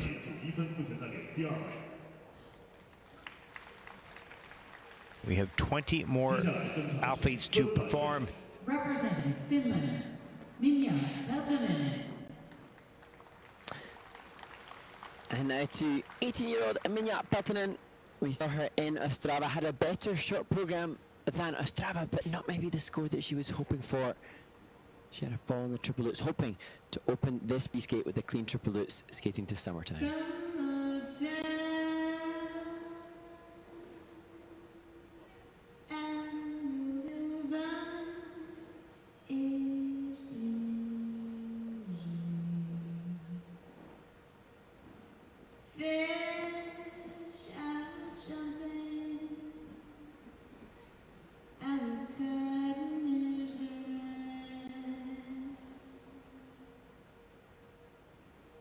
You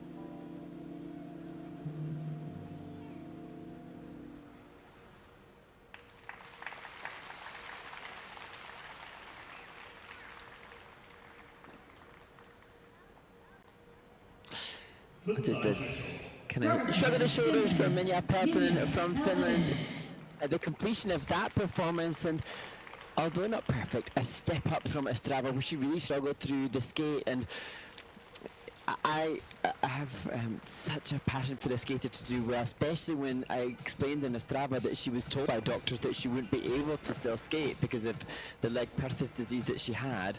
So I'm really rooting for her, and then I'm almost willing myself through the marker point to get her to just stick those landings, the closing double axel, the double axel double toe, just try to cling on to them, because tiny little mistakes like the step outs just pull that grid of execution down. But she's got some huge jumping passes, as we see. Look here. at the size of that triple Lutz. It's just massive all the way around. Double toe, double loop. Really nicely done. Good start to the program. There's the triple flip and a little bit of a lean, and has to step out of that. Big jumper, but can you control your axis in the air? And a little bit too far forward there. You saw the waist. You saw her break at the waist. That was problematic. But that Josako, no problem. Here's the sit spin right at the end of the program. It comes just level 2, so missing 2 of those 4 features. And when it's not that hard to get 4 features, you don't want to leave those points on the table. And I think she missed the increase of speed. Maybe just wasn't perhaps visible enough. Yeah. But here's me shouting at, come on, Minja, we want the best. But then, for the passion that we have, our coaches of course have that, she has that. What we can't underestimate or underplay is the exhaustion. For all that she wants to showcase that change of speed at the end of the program, or stick the double axel line a bit longer, her inner voice is probably saying, oh my gosh, you're so exhausted. Yeah, but it's how you learn how to use the energy you have. Like, if you've got only so much gas in your tank, and you can go the long way, you can go the short way, you better go the short way. Make sure you make it. Yeah. So it's how you expend that energy, and that's why the efficiency of rotation is so important. Uses far less energy and is better for the landing of the jumps. 81.53, season's best for Minja, and that will put her second in the free program with 121.53. That'll put her overall, for the moment, into second place. And she goes, okay, that's not too bad. Jasmine Schlager from Kyrgyzstan still in first, but boy, look how close that is. 121.72, 121.53. Ever so close.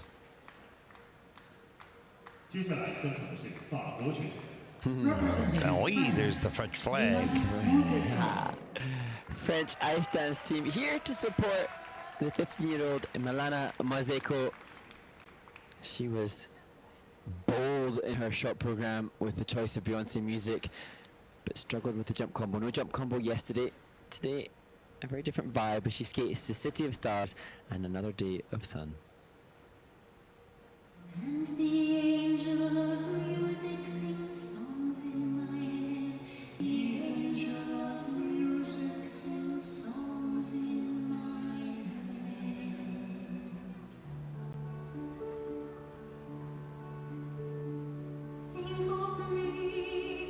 Think of me fondly when we've said goodbye.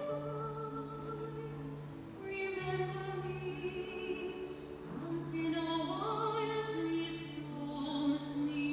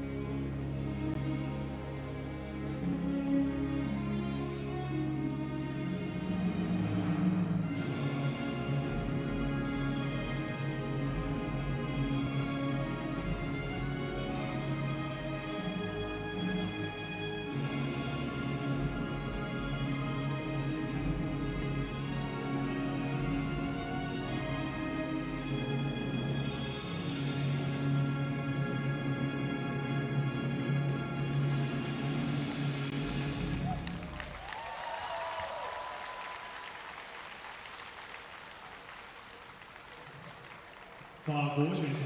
Representing France. Well, Mark, that was outstanding. That's a clean program and such a delight to see her reaction at the end. We've had a few of those wonderful reactions, and yeah, how wonderful that Milana skated so comfortably. And great to see actually there Jedediah Lincoln, who she must train with. They share the same coach, Florent Amodio. Jedediah injured and unable to compete in the men's event. Good to see him here supporting Milana Mazeko with that great skate. Yeah, no question. She was in the zone, and even when things were maybe not off, but just a little bit, she didn't give up her back. She kept it strong. She kept it straight. She kept tight in the air, and she used the momentum, the speed going into the jumps, and used that energy throughout it. So you see the triple lutz, good lift. Had to swing the free leg around, but managed to hang on. And there's the triple flip, second element. That was nice, and you can see the energy coming out of the jumps. She knew she was in the zone. Triple sow, Euler, and double flip. Look at the speed that she takes out of these elements. She's excited because she could feel the program was unfolding beautifully. As we see the final layback spin right at the end and watch the reaction. If we keep it there, smile there, then boom. Yeah, that's a great feeling. It's so short. It's like 2 seconds of pumping the fist, but wow, that was special. And I love that too. I think, you know, for the family and the parents that are supporting, that little hug shared by the team behind is just a statement in gratitude for all the hard work. You know, any viewers that are new to sport that haven't competed may struggle to appreciate how much work goes to this point. Yeah, the hard work and the expense and all of that, and you wonder, will this pay off? And then you ask the question, well, what is a payoff? What does that mean? Does that mean that I win, or does that mean I do my best? Does it mean, what does it mean? And everybody's payoff, if they will, is measured differently. Yeah. Let's take a look at the scores. She has a 55.38 as her personal best. 55.38 is the best she's had in the free program. Well, there'll be more digits on this one. As we anxiously await that score. Yeah. She's saying, I know what it felt like. I don't know what it was scored like, but here it is. 90.84. She has a combined total score of 132.70 points and is currently in. And that's first in the free program with 132.70. And that'll put her currently to first place by 11 points. What a great program.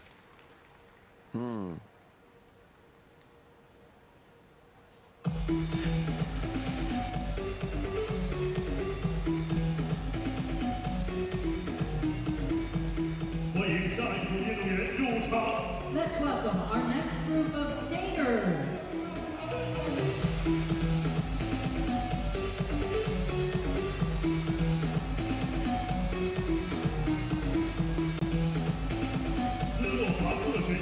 Representing Slovakia, Olivia Lengelova.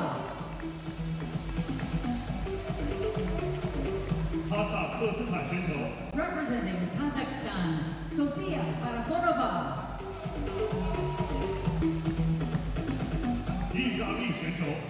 Representing Italy, Elena Agostinelli.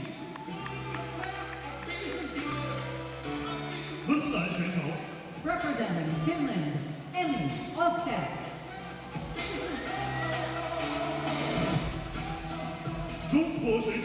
Representing People's Republic of China, Gong Xuqi.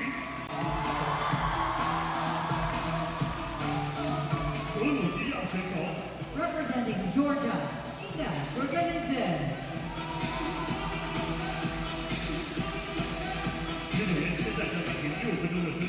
Skating, your 6-minute warm-up begins now.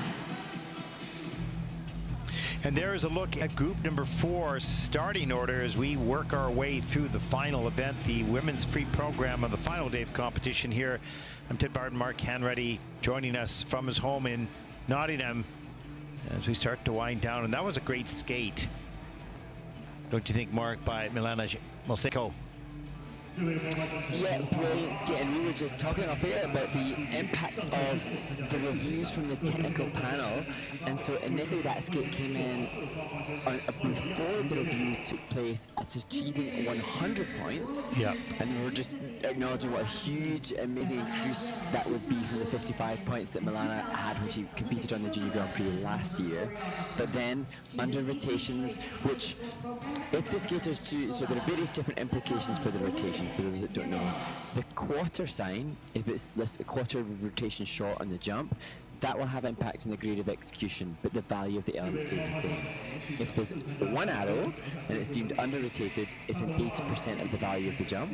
And if it's downgraded, it's the value of a double. And so for Milana, the various different rotational issues within that program, upon review by the technical panel, took 10% of her score off. So 10 that's points. Why we yeah, 10 points gone. Yeah. And so we talk so much about that rotation, and that's why we do, really, because 10 points is a hearty chunk of you can lose a title by an under rotation. And of course the technical panel, they don't know who is what. They only looking at the elements, and those under rotations, that's their only job, degree of difficulty and the levels of difficulty, pardon me, and wow, can be costly. Talking about the technical panel, last week when I was in Ljubljana, Slovenia, as I was travelling home on the flight to Zurich, I was chatting with technical controller, and in the conversation I was just acknowledging about how much I love skating, but how nice it was for me to be on site and to be able to watch some of the practices, and I said that it was really refreshing to watch practices without thinking about what I'm going to say or commentate on. And the controller was saying the same thing, because in her capacity as a member of the technical panel, she said, I don't really see the skating. I'm just so fixated on doing the job in hand. And that just, as you were saying, the technical panel don't think about the implications of the inputs they have. I'm going to ding them with under rotations. They're just doing their job, looking at the angle of the blade as it lands back on the ice. The technical panel has no idea what color the dress is. They have no idea what the music is. They have no idea, whether it was a really successful program for them or not, because they're simply detail analyzing the technical difficulty and what were the jumps all the way around. Was it a level 3 or a level 4? And this has to do with rotation, so it's nothing to do with emotion, nothing to do with music, nothing to do with any of that. So when you come off that technical panel, you go, you don't even know what you saw other than the technical elements. Yeah, so it's very cool, and hopefully one day people will be able to hear the process, because it's so efficient. It's like listening to a control tower, air traffic control tower at an airport. They're only about facts, about speed, about runways, about all those types of things. It's just purely unemotional discussion to get up with the facts, and that's exactly what happens in the technical panel. Very cool. And that's where it's really interesting. If we had those discussions last year, I think or maybe it was 2 years ago, the production team followed in the Day in the Life series Ingrid Walter, one of the technical controllers from the ice dance competition, and just getting a little bit. Oh, hello. Triple hello, axel. Triple axel. Yes. Wow. That was good. Followed the analysis of a day in the life of a technical controller member, but it's really interesting if we ever get the chance to discuss with technical officials versus judges, because then also last week, whilst I was exploiting the opportunity to be on site and chat to some of the officials, the discussion with the judges comes from a much more artistic perspective, and it's much more, even it's just the choice of language is different, and that's what I love about the sport. There's left brain logic and there's right brain creativity. Absolutely, and it's one of the things that I think that the ISU hopefully will be able to demonstrate or make available to people to understand, because when you understand, oh, that's what those guys up there are doing, and that's what these judges are doing, and that's how they do it, you're going to go, now I get the system. But when we're trying to explain that in words, you're going, oh, that sounds pretty confusing. But when you hear them and you see them do it, you go, wow, that's efficient. And I've been on the technical panel for years. I know, and I was so proud of it when you listen to it. You just go, there's no emotion in their voices. You're just saying, triple toe, double toe combination review, which means they're going to look at it for a rotation, or there is no review because they'd see it's completely clean. So it's just factual stuff, right? And there'll be people, I have to say this, sorry, Mark. There'll be people that say, well, that was an under-rotated jump. They're watching television, it's not the same angle, right? And even our cameras, we're using all three cameras. The judges only use one camera. So the judgment for the rotation is on one camera and the same camera for all the athletes. But when you're watching the stream, you're seeing three different cameras. So our angle might be different. It might look different. So there's a lot of information that people tend to say things about that they don't really know, and I'm hoping that we can tell them more of the story, and so they can understand. Oh, now I understand better. So well said. And then I was just thinking of the inputs. You know, you have 11 elements, 9 judges. They each give a grade of execution. Then they have 3 component scores. Each of those 9 judges gives an input in that. The system, there's a lot going on. You know, we just see the end numbers. There's a whole lot going on. Yeah. To contribute towards the score. That's right. Okay. Here we go. Group number 4. And opening the group will be Olivia Lengelova.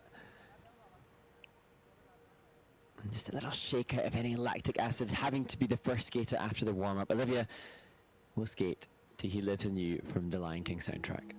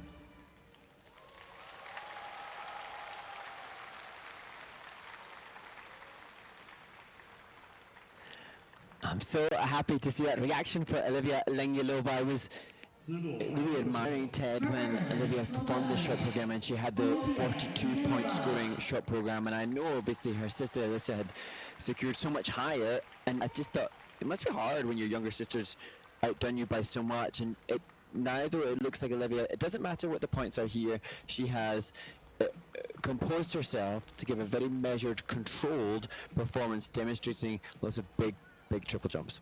And she'll be still looking for those points because she wants to see, is this better than what I've done in the past? It felt better, but I don't really know because I'm not assessing it. I'm just feeling it, right? So we'll see. But in the big picture of things, she's very happy with what she's just produced, and now she wants to see, did she produce what she thought she did? Because there's others that take a look at it. Like the contemporary opening. Yeah, there's that triple flip, a little forward up into the double toe loop, and oh, there's the flip. That was on the quarter. There's the triple toe loop. That was lovely. That's a positive GOE. And the triple salchow a little bit later. And out of all the elements, there are 11. There are 4 of them that are in the just small minus GOEs, not a huge amount of money, huge amount of points taken off. Triple Lutz later in the program, that was well done. Double toe loop. She sort of got through this program and watched the reaction here. That was a real positive skate and a great feel for Olivia Lengyalova from Slovakia. Yeah, big smile. Good to see her proudly showing her jacket as she's joined by Coach Blina Shoboderova in the kiss and cry. Well, 100.20, and she's good. That's it. That's a good score. It breaks the 100 mark. That's first in the free program with a 142.23 as Olivia Lengyalova takes over the lead at this stage of the competition. Well done. Oh, she's got the Muppet, right? Did her sister have that Muppet? Is this the ventriloquist? I think somebody's a ventriloquist because you don't move the mouth like that. We should be putting a mic on that. More about that. Yeah, exactly. Okay, here we go.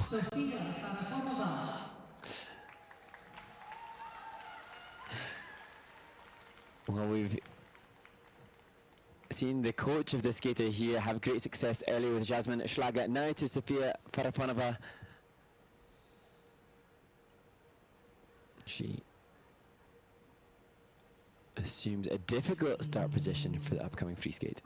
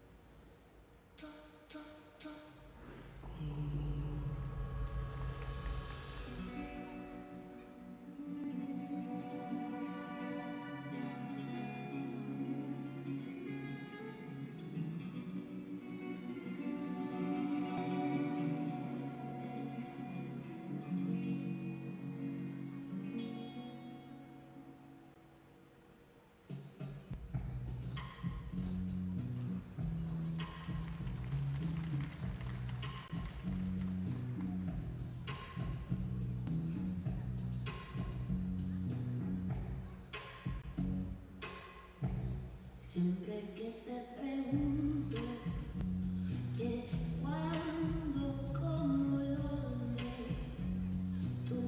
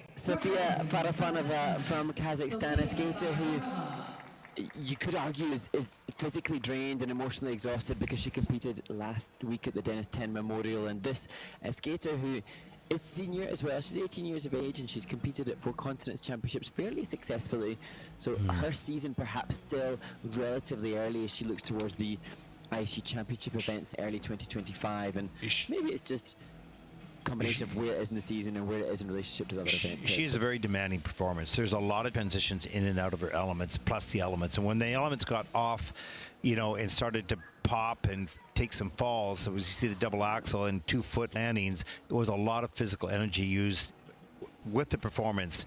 It's exhausting. You have to be in, you know, almost better shape. It'll happen a little bit later in the program. We see the triple Lutz. I think there was a touchdown on the landing there. There's flying camo entry. Change combination spin.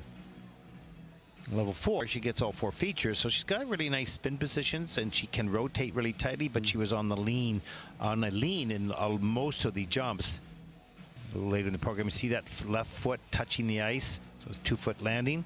That's costly. That's GOE, so they're losing points for poor quality. There's the layback spin right at the end. That's level 4 though. That's well done. Demanding program early on in the season. Yeah, and the two-footed landings, it's so tricky, isn't it? Because the skaters are squeezing to try to get the extra rotation, because we've discussed in the warm-up the impact of under-rotated jumps. So that's why the legs push together, as you so often referenced, Ted. But then if you leave that too late, you stay in that rotational position to touch down, and then that becomes a habit, a different kind of habit, a different kind of problem.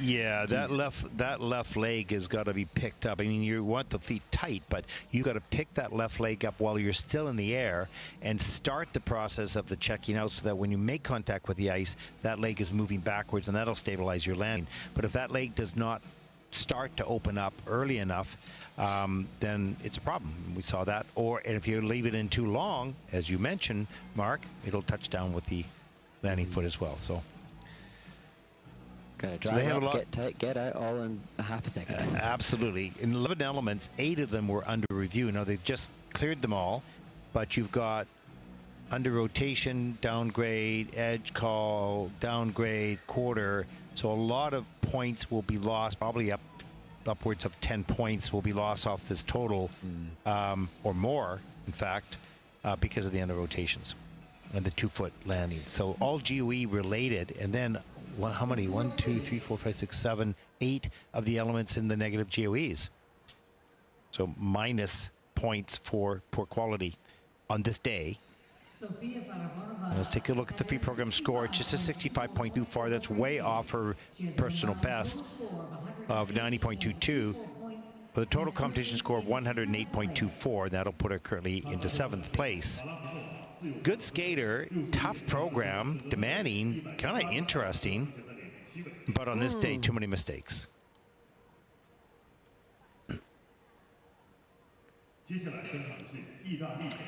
Representing Italy, Elena Agostinelli. And now to the first of the Italian women competing here in China, Elena Agostinelli. She acknowledged that she trains in the ice lab, and so grateful to skate alongside champions like Matteo Rizzo and Nicolai Memola, who have inspired her to return from injury. And Elena will skate to the ambassador's wife for her free skate.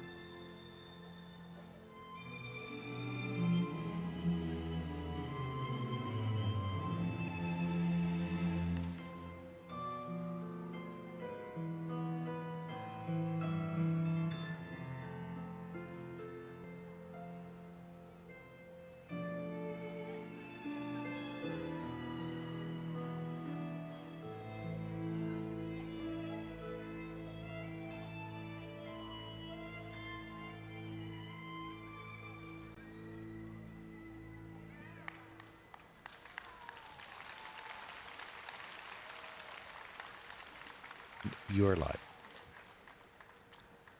Elena Agostinelli from Italy, and it was interesting, Ted, because when we can hear the coaches, or I presume the coaches, cheering on so passionately and excitedly, that to me gives us an indication of how this is going in relation to how it's going in practice. And I touched on the injuries that Elena has gone through, and so you almost can hear the coach living through the support of the skater in this return to competition, and it sounded like they were happy. So hopefully, she's happy too.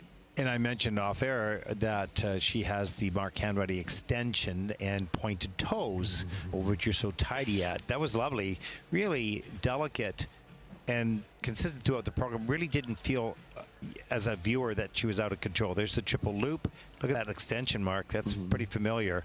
That's really nice. Hers is probably better a little bit than yours. There's the triple flip, hand goes down. Dang. There's the triple Salchow. There's a free leg. She had triple rotation. I have single rotation in the minute. Yeah, exactly. She's really fast and tight in the air, but she knows when to pull that free leg. I'm going to slow this down here. Watch the left leg start to check out now. So it starts to open up before she hits the ice. And so important, because when you're spinning that fast in the air, you need to begin the stopping of the rotation motion before you make contact with the ice. And it's a timing issue, and you just have to have a feel for it.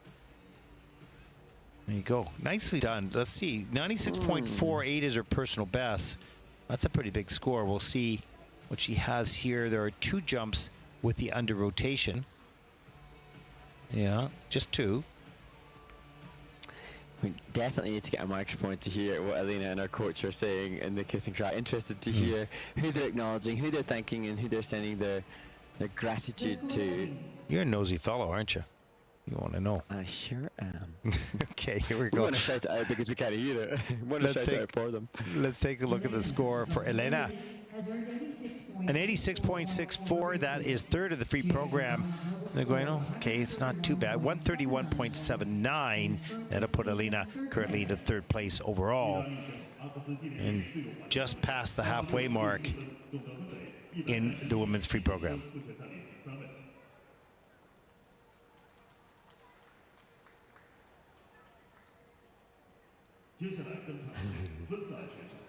Representing Finland, Emmy Osted.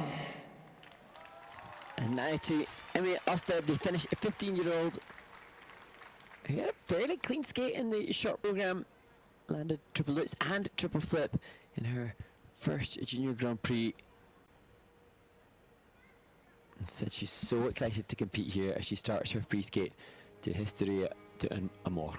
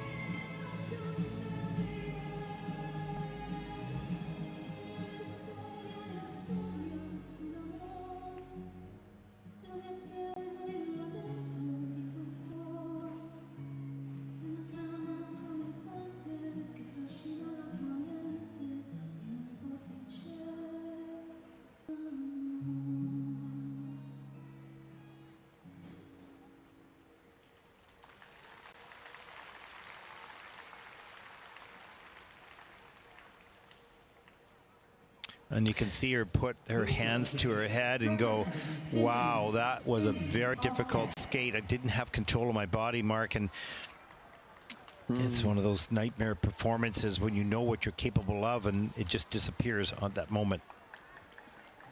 And it shows the roller coaster for Emmy Alstead.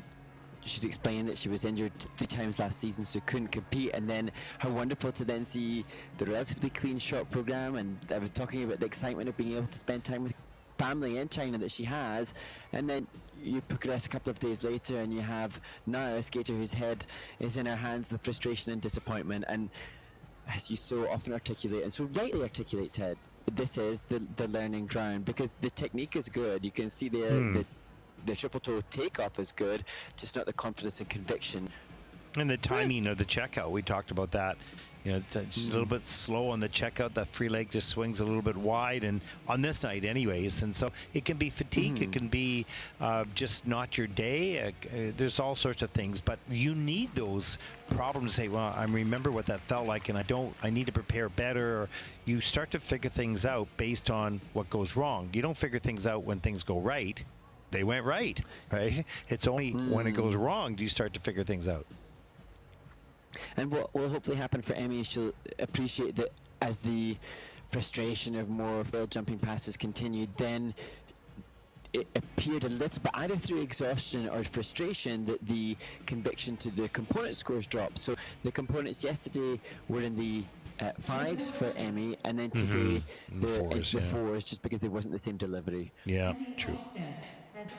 Let's take a look at the score. 67.40. That is 8th in the free program, and certainly not what she envisioned for herself. With a 115.87, that puts her overall into 6th place. But she's much more capable than that. It was not her day. She's a good skater, but a challenging performance here in China on the final Junior Grand Prix of the season.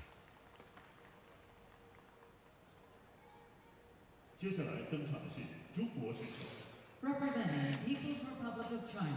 And now to the first of 3 Chinese women competing in this home Junior Grand Prix. Rousing applause from the fans here. Now the 2 other Chinese women are competing in the final group. This skater, Shikiga, has the potential to be as competitive as they are. Beautiful skater, skating to the beautiful music from Les Miserables.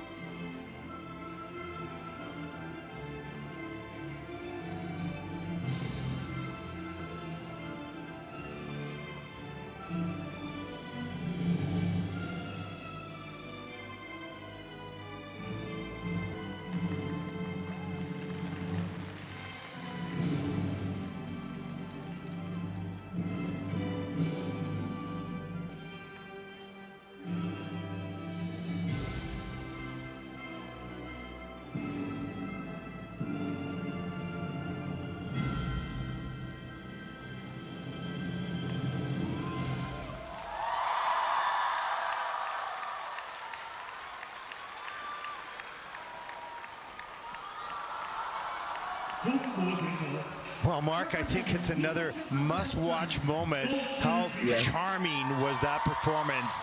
She's a firecracker. She had energy. She delivered beautiful elements. Wow, that was outstanding. Moving people to tears, and the last moment of that program from Shiki Gao from China, with the Ina bar, with the arm movements and the big music and the split jump, so perfectly accentuating the choreography. And it's a big, powerful piece, Les Miserables. It's a popular piece, it's huge music that everybody knows, and so when you put yourself up to a piece of music that's as powerful as that, you really have to deliver. And the combination of the good skate, the two triple lutzes, of which she failed on in the short program, with the home crowd, just really was so exhilarating to watch. Yeah, and you know what a great name, Shiki Zhao. You know, the next competitor. She's got the whole package. She's got the name, she's got the energy, she's got the charm, she has the expression.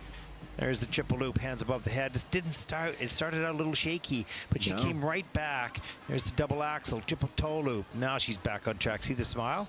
Look at the head. Eyes go up, and there. And she fires out of those landings with energy. And she had the audience. And look at the audience behind us. This building filled up. There's the triple lutz up and the double axel. And then she up into the double toe loop. And now she fires on. I'm not speeding this up. That's normal speed. It's incredible. Interesting, just maybe the edge and the takeoff of the flip, but what was interesting is that, that was fabulous on the music and such beautiful movement. But the Lutz, 2 days ago in the short program, she was under-rotated and fell, and I think she struggled in the warm-up. I saw in the short program with that jumping pass, 2 of them today, and that just paved the way for this. This was just wondrous to the music, and she moves with such class and refinement, and that's why I said before she started that she is just as capable as her 2 competitors in the final group. She could find herself in the free skate at least rocketing up the standards with that skate. Well, 108.13 is her personal best. Now, this is her first Junior Grand Prix, so she doesn't have a season's best, but she does have a personal best of 108.13, and I think she's going to destroy that number right now. Here it is, a 120.07, and an okay reaction by her. That puts her first with a 170.27. And she's happy. What a moment, though, and but she wants more. Wow. I 28 hope that her tender age still helps her appreciate like this, you know, like this moment with the crowd. Oh yeah, that doesn't happen very often. Representing Georgia, Inga. Well, go ahead.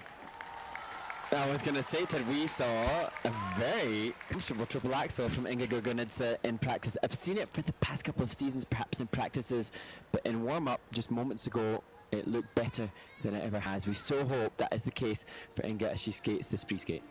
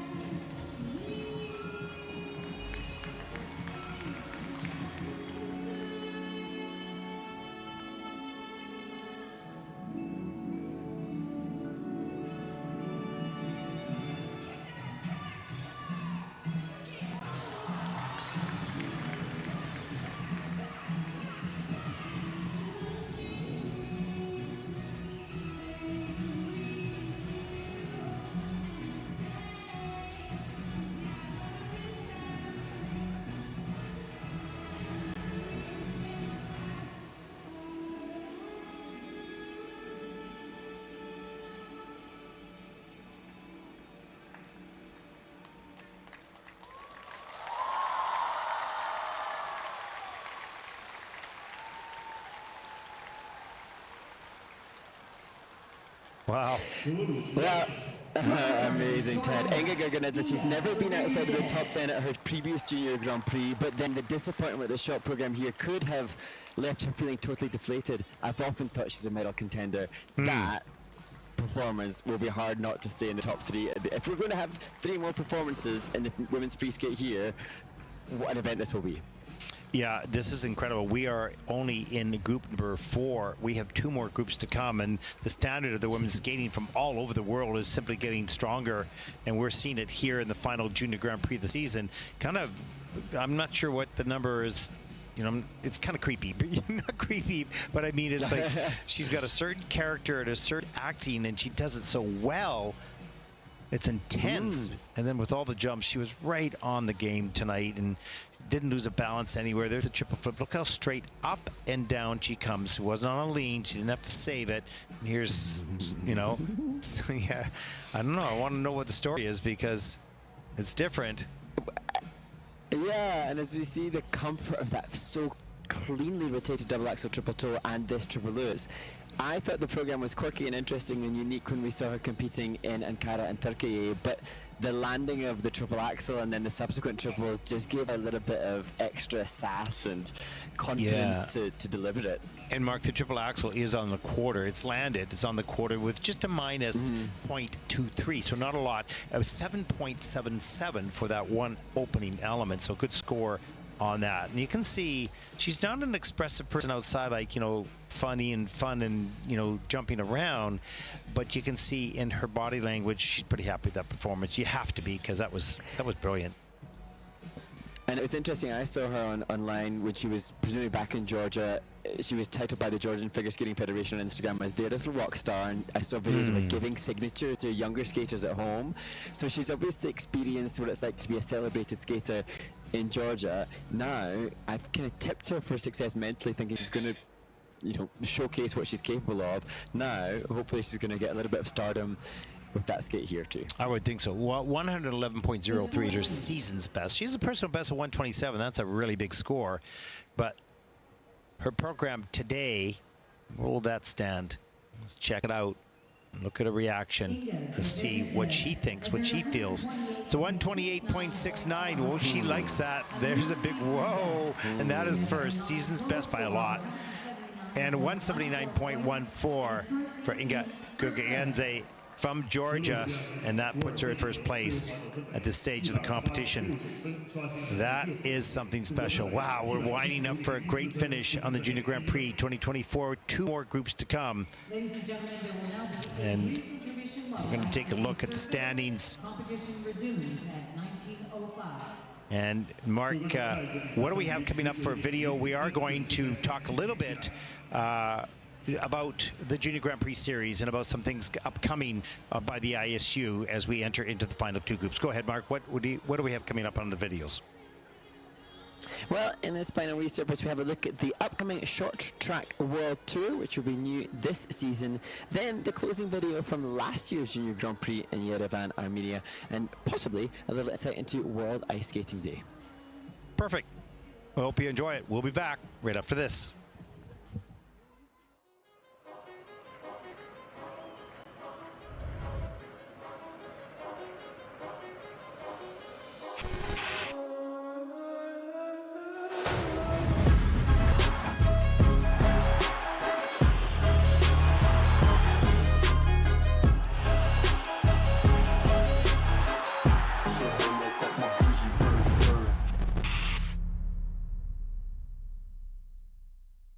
Hello, everyone. Welcome to Yerevan, Armenia, the final day here on the ISU Junior Grand Prix 2023. I've been your host. Been my pleasure, Ted Barton, along with Mark Hanratty. Now, Mark, you are graduating from your sophomore year into your junior year next season. Tell us a little bit about your thoughts over the past 2 years. It's hard to encapsulate all the thoughts and feelings that the emotional roller coaster of the Junior Grand Prix offers. One of the main things that I'm just so amazed about is how this operation just goes from week to week, and this time we've obviously traveled further and further afield, and yet it's run just so incredibly well by all those that organize these amazing events. Yeah, it's incredible. We do want to thank the whole mess of people. We'll do that at the end of this video. You know, any special moments for you over those 7 weeks? Any special performances? In terms of performances, for me, the ones that will always stick in my memory are those that touch me from an emotional perspective. But if you ask me to think of something immediately now, it would be the reaction yesterday of Sherry Zhang from the United States of America in achieving her score and her reaction to that. And there's nothing more wonderful than to see a young athlete that's worked so incredibly hard see the results and the fruits of that hard work, and that just warms my heart, and I'll remember that for a long time. Well, one of the things that both Mark and I have talked about a lot on the Junior Grand Prix, on air and off air, is the feeling of responsibility to help these young people. Most of these are not going to be in the Junior Grand Prix final or at the Junior World Championship, maybe some of them. But this is a part of their journey in life, and we hope that this has been a positive one. We hope we've been part of that, and certainly the ISU has provided that platform to allow for some great moments in their lives, even in the bad days, because they're getting such great support to get through it all. Yeah, and of course we do reference so often the Grand Prix final, and there are 6 spots in each of the disciplines, coveted spots that we talk about all the time. But I think we both passionately feel that whether or not the skaters achieve that Grand Prix final slot or not, participation in this event and all the work that is necessary to get to this stage will serve them in life, and that is beyond valuable to these humans. One of my great memories was the bus trip in Gdansk, where we're speaking to that young man from Mexico in a small town, a high intellect, high achiever, no question. And we asked him about skating and why did he love skating so much, and he said, because it's so darn hard. I can calculate numbers, I can figure things out, but in skating you cannot. It's not about pure science. I thought that was pretty cool. Yeah, and that's what bonds us all and unites us all. So you have talked about all the number of people involved. We've seen over 1,400 performances over the last 7 weeks, and we're all united and bonded by our love for the sport. Now let's talk a little bit about social media, so important in the world right now, but particularly the sport. Now the ISU is an award-winning social media team for winter sports, awesome, and we've had a great social media team here this season. Now the Mic'd Up series, that's been a lot of fun. Just such fun and such a great insight into what happens for the coaches, and I think that's them behaving on their absolute best. We're just getting a snippet into an insight of the emotions that the coaches feel when being responsible for these young humans going onto the ice. Yeah, and their sense of humor as well, working with the young kids. That's been great. Also, a day in the life of, which was, kind of awkward for us, Mr. Kiltman, but that's a lot of fun. Oh, brilliant. And again, we've spent so many years in skating being so regimented in our pursuit of competitive success. The social media team gives us an insight into the fun that is skating, and it was good fun. And the backstage, of course, all the special moments and reactions of the athletes, of course, and the highlight package as well. A lot of work goes into that social media team. They're working late at night, they're working overnight, and they did a great job, and we're very proud of them and the ISU for being an award-winning team as well. We want to take a few moments to thank all the people, the federations who have hosted these competitions, all the volunteers, of course, and their staff members. It's incredible. We started in Bangkok, we end in Yarvin, around the world. It's just incredible. All the coaches, the skaters, and particularly the parents. We know how hard it is to watch your kids so far away. Yeah, the emotions that must go behind watching your family members must be incomprehensible, and we are not ignorant to what you're going through, and we thank you. Absolutely. Our friends and colleagues, the Swiss Timing, of course, Wieland and his crew, the managers of the ISU Junior Grand Prix on site as well. And of course, let's not forget about the officials. The officials who give up time, leave their families, leave the work to come here and officiate a sport as a volunteer that they love so much.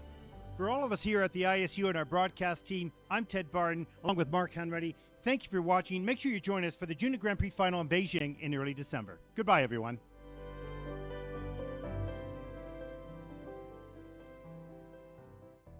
Happy World Ice Skating Day, everyone!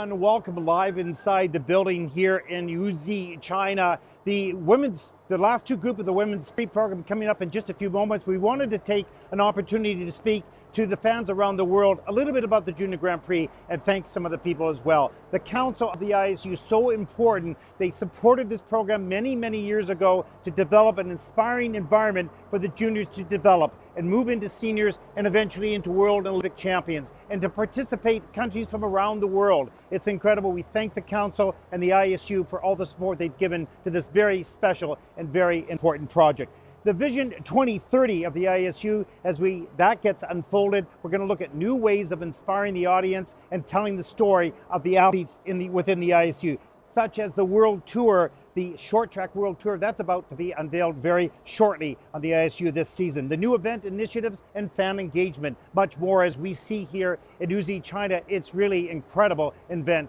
here as well, the final Junior Grand Prix this season. The officials, we need to thank the officials who spend so much time in training. It is nerve-wracking. They have to go through so many exams along the way as well. They take time away from their family and from their home and from their work to come here and officiate. And this would not happen without their support. Thank you to all the officials. The federations that also host the Junior Grand Prix events around the world, it's not inexpensive and it's not easy to do. We thank them for all the time and all the volunteers to support these young athletes in their development and their pursuit of excellence. The ISU social media team, it is really remarkable here on site and back in Lausanne, Switzerland as well, for all the work they're doing to expose all the ISU disciplines at the highest level in a quick turnaround, and thank you to them. And the production team here, listen, Mark and I love doing what we do. We're very lucky we're the face and the voice of this, but it's not our work. It's the work behind the camera. It's the work in the studio. It's the directors. It's moving the equipment around. It's an extraordinary production team, and we're all very lucky to be part of this family. The skaters, well, they're incredible. They're young, they're inspired, they have energy. They have their up days and they have their down days, and we're here to support them through this journey as they move into seniors and as they grow up as well. The coaches for all that they do for those young skaters, and of course the parents. Let's not forget about the parents at home thousands of miles away. It's watching their kids online as well. It's an emotional moment indeed.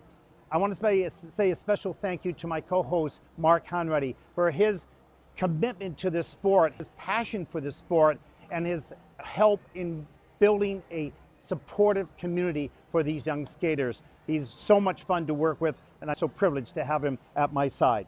So coming up next are the final two groups in the women's free program. Mark, take it away. Quite sure how I can take over from that, Ted. What a wonderful acknowledgement of so many of the working parts in the Junior Grand Prix series, and I utterly and completely echo all of your sentiments and wanting to thank everybody involved, and a personal opportunity for us to shout out to the fantastic team behind the scenes that are just such a joy to be around, and especially to Ted as well, and all that he has done in helping to support skating and support the Junior Grand Prix and giving these skaters the opportunity to have their live stream, and in which case they have the opportunity to share all of their hard work and the hard work of all those involved with their families and friends online. For that, we're incredibly grateful, and I think personally I also want to thank Ted for his helping me appreciate the way in which this live stream can connect the fans and the community, both with the positives and negatives, and we are very grateful to those that have given us suggestions, given us ideas, and hopefully we all will work together positively to support the development of the sport. When anybody that is tuning in, I'm sure you have a vested interest perhaps with family members or friends that you're supporting, but there's a common unanimity in adoring ice skating, and if we can do anything that we possibly can to support that sport in a ever-changing global climate where we're forever looking for more instant gratification and instant entertainment, let's hope that we can work together unitedly to make sure that skating is at the forefront of as many people's entertainment forum as possible. I'm back online now, Mark, and thank you for all your comments and support of what we're trying to accomplish here, and that's create a fun and positive environment for these athletes and coaches and all involved. And that was an interesting moment. We hadn't done anything this year live, and I'm sure you'll be doing that in the future, very much so. So it's pretty extraordinary. Sorry. Well, you spoke so well, Ted, and you did a great job of making sure that you covered as many bases as possible, and I thank you for acknowledging everybody that is involved. I'm sure there's always going to be somebody that we forget, but certainly if we could name check everybody, we would. But we're grateful for everybody's involvement.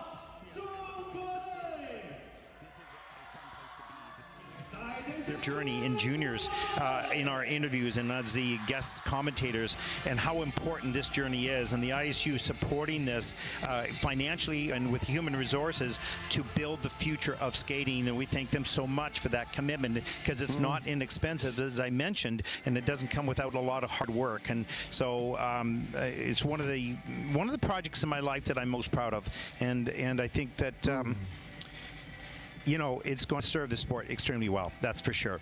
As we move into the final two groups in just a couple of minutes, and boy, have they ever done a great job here. That big LED screen that I'm standing in front of, I can't see it, of course, because it's behind me. But the fans have come into the building. It's so exciting. The audience is all ready to see the Chinese in the final two, in the final group. And we're going to step aside just for a moment as we get introduced to group number 5.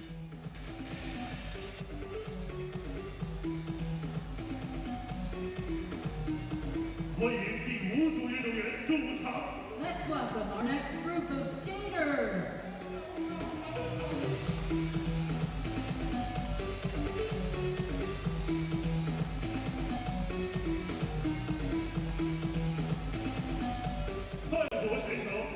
Representing Thailand, Hataratina Kaneshke.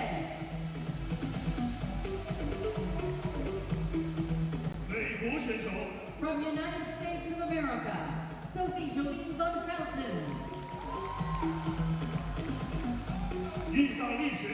From Italy, Chiara Meneghini.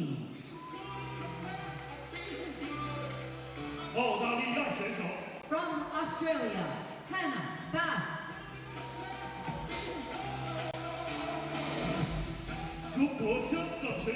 From Hong Kong, China,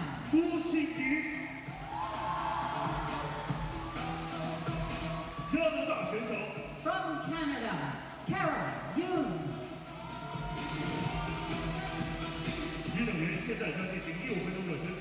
Skaters, your 6-minute warm-up begins now. Welcome back, everyone, to Wuxi, China, and the final two groups as we take a look at the start order for group number 5. And that was really exciting to be able to speak to our audience worldwide about how this Junior Grand Prix and all the people that make this work. And you watch it and you say, oh, well, there's another competition. Okay, isn't that great? But the hundreds and hundreds and hundreds of people behind the scenes through this 7 weeks, and more still to come here. And again, Mark, I thank you for your camaraderie and your friendship and the brilliant work that you're doing on air. And I remember hearing you first, and I contacted Selena and I said, hey, this guy is really good, right? This is the type of thing. Well, I didn't know any better at the time, but no, because I always felt very strongly that this had to be an honest and supportive environment in what we said and how we said it and the word we chose. Every word was important, and sometimes we make a misstep, or sometimes we mispronounce, or sometimes we have a mini opinion that others may not agree with, but the effort that we're making to support these kids, and the kids come up to us, they're so thankful, and they're not afraid to watch the program and to hear the comments, and for that I appreciate everything that you have done.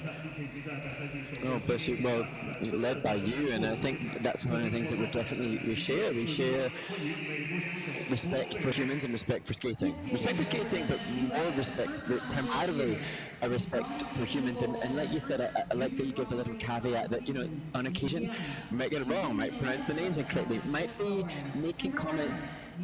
One thing, but we debaters who may make comments on what we see, not knowing all the facts, because of course in each Junior Grand Prix assignment there are often 100 humans to research or to get facts upon, and so it's not always easy to be able to have the intel which may describe the situation. Exactly, and one thing I've not ever said on this broadcast, but I will say it right now, is that we are not interested in the politics of the world. We only can comment on what we see in front of us, on the people that we see in front of us. We don't know all their background, where they come from, and all that, and that's not the issue. They're at this competition based on the rules of the ISU, and that's what we comment on. So we try to be in the moment and fair to the moment as best we can. Not always perfect, that's for sure, but we will always endeavor to be. Okay, so the final two groups, we've seen some great skating in group number 5. It was group number 4, pardon me. To have the last 18 skaters at that level, it is so exciting, and I can't wait till next season to see what happens from this point on.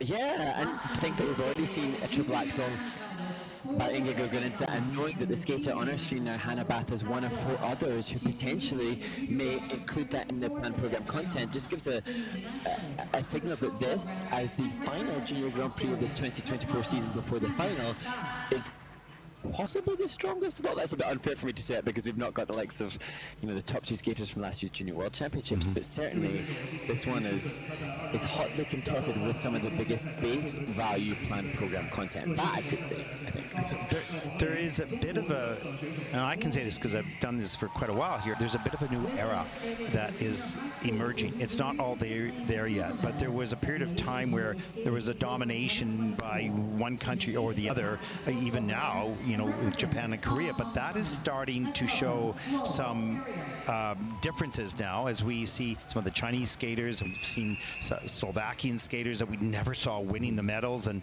before and making the finals, and all those types of things. It's exciting to see so many different countries emerge, not in the competition, but at the top of the competition, and that bodes extremely well for the future. Yeah, and I loved how you just articulated that we are not interested in politics. The only reason that we would mention nations and countries is because that excites us, is the potential of spreading our sport. And so, it's not like we are, say, pro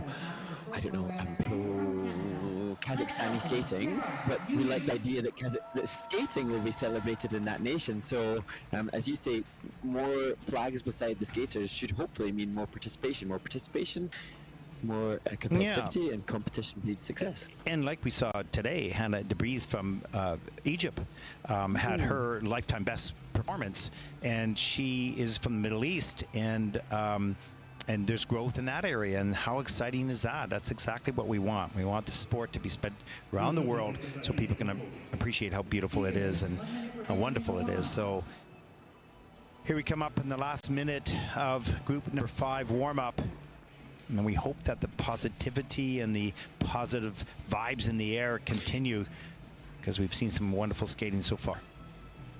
Yes. And quickly, just in answer to some of the questions that have come in, Ted, last minute of the warm-up, but from @FSX50, what's your favourite city that you have visited?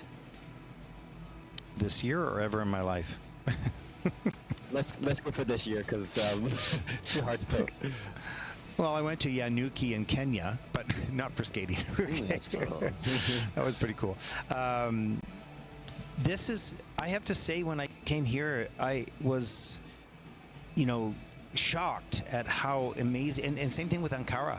I was going, oh my gosh, this is so beautiful and so clean and so tidy and so organized, and the same thing here in Wuxi, and it's remarkable. I mean, it's a different type of layout, if you will, from cities that I'm used to in North America, but it is extraordinary. So it's been a wonderful new experience both in Turkey and here in China. So yeah, you asked me and I came up with that in 10 seconds. So hopefully it's the right. Hopefully it's the right answer. I'd have to think about it more.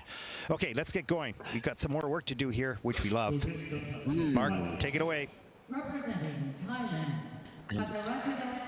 The job of opening this group falls to Fataratida Kaneshk. She represents Thailand, and we've been sharing and enjoying the roller coaster performances from Fataratida. And she skated well in the short program. A little bit of a question mark over the rotation, but nevertheless a good skate. And that what we hope for her as she skates now to Adios Naino.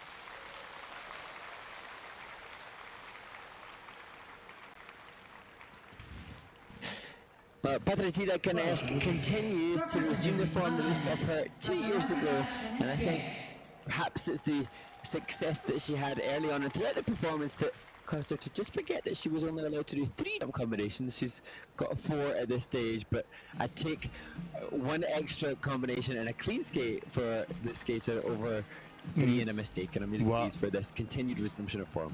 This has been the best competition for her for quite a while, and she's getting a solid short program and a solid free program here, other than that judgment error. But you know, she stood up on all the jumps. Some of them may be under rotated. They're going to be looking at some of them right now. The triple lutz is on the quarter. Let's slow this down, pardon me.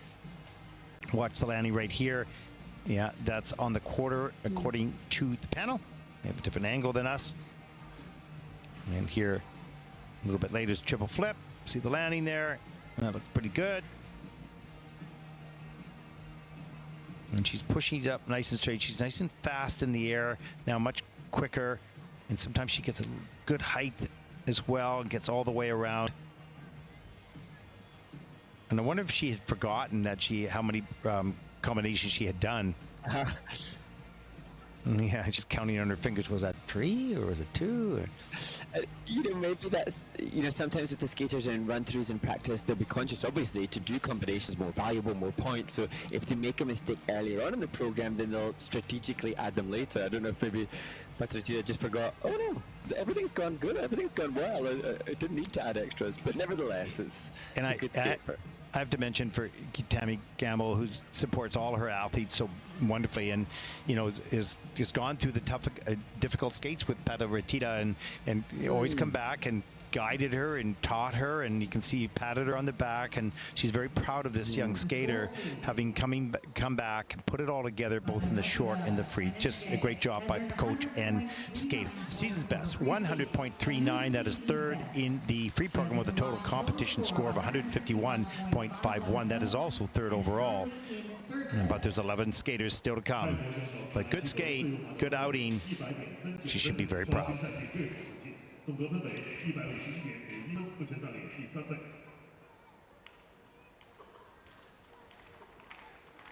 接下来登场是美国选手。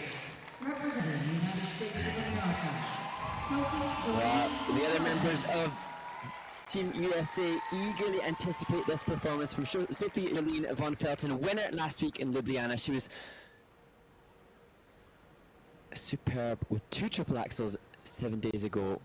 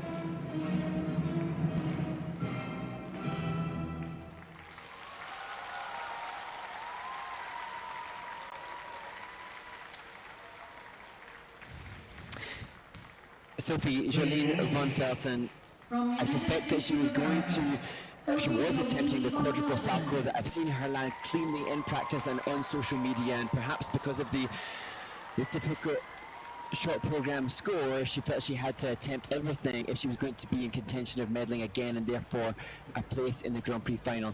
There are a host of factors now, Ted, for why that skate might not have been as she wanted. The pressure, the back-to-back events, the different continents, the different time zones, the short program score. Yeah.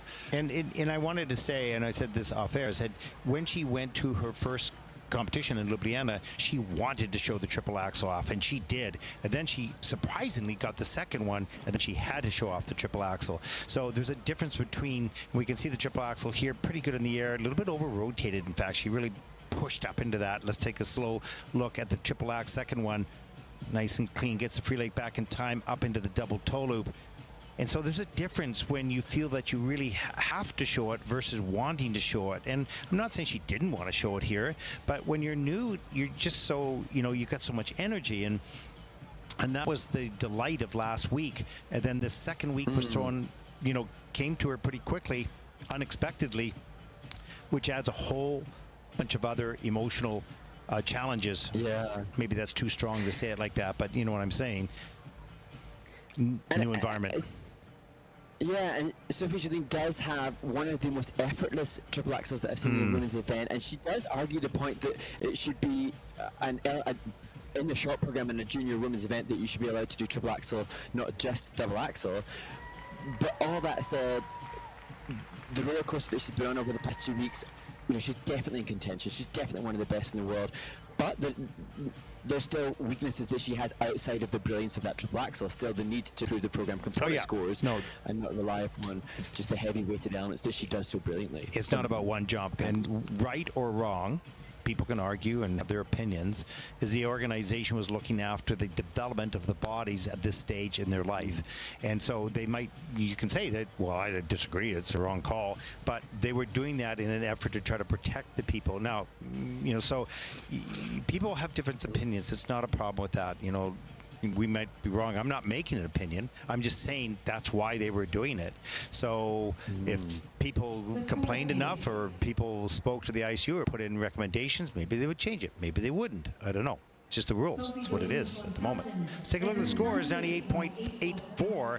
That is fifth in the feat program. This is a very, very talented skater with a bright, bright future. A 150.25. And this is a bit of, for fourth place at the moment, a little bit of a bitter, taste of this. But this will only drive this young skater to do more and to be better as she wants. A lot happened in 2 weeks for this young woman's career. But there's many years in advance if she wishes, if she wants. And she certainly has great abilities, so much more to come. Representing Italy, Chiara Menghini. And now we head towards the top 10 skaters after the short program. Chiara Menghini skates to music from the Goodbye Lenin soundtrack for her free skate.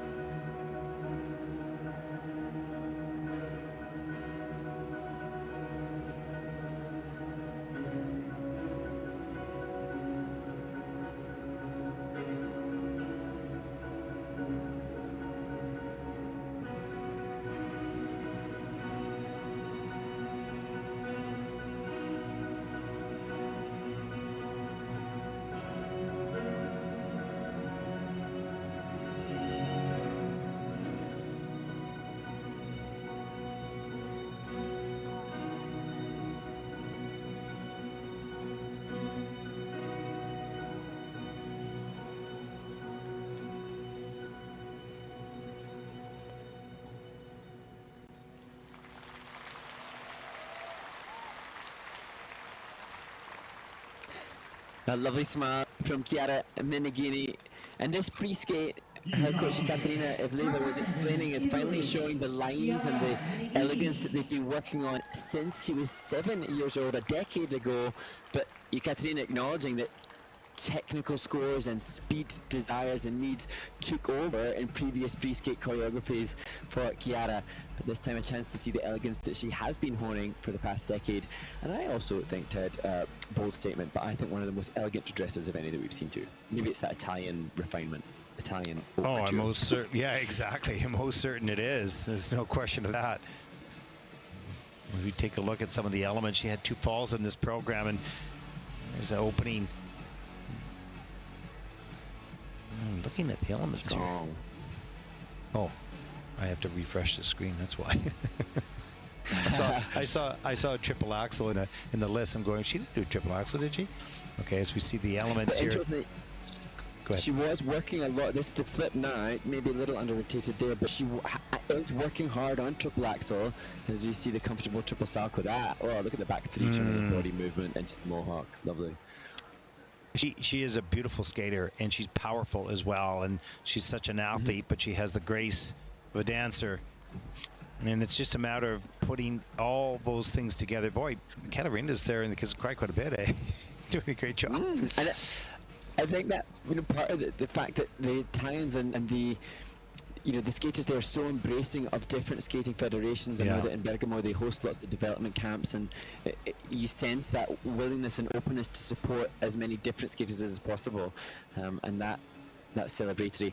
And interestingly, Ted, I still have on my jacket the Italian pin flag I was given last week in Ljubljana by Manolo as part of our team. So I fly the flag for Italy as the last 7 weeks I've been with.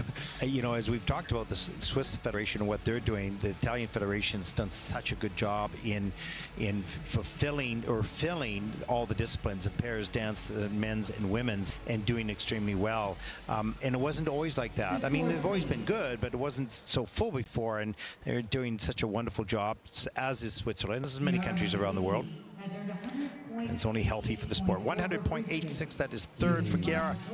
And the free program with a 152.81, and that'll put her overall into third place for the moment. 意大利选手比基尼自由跑动队100.86分，总得分为152.81分，目前排名第3位。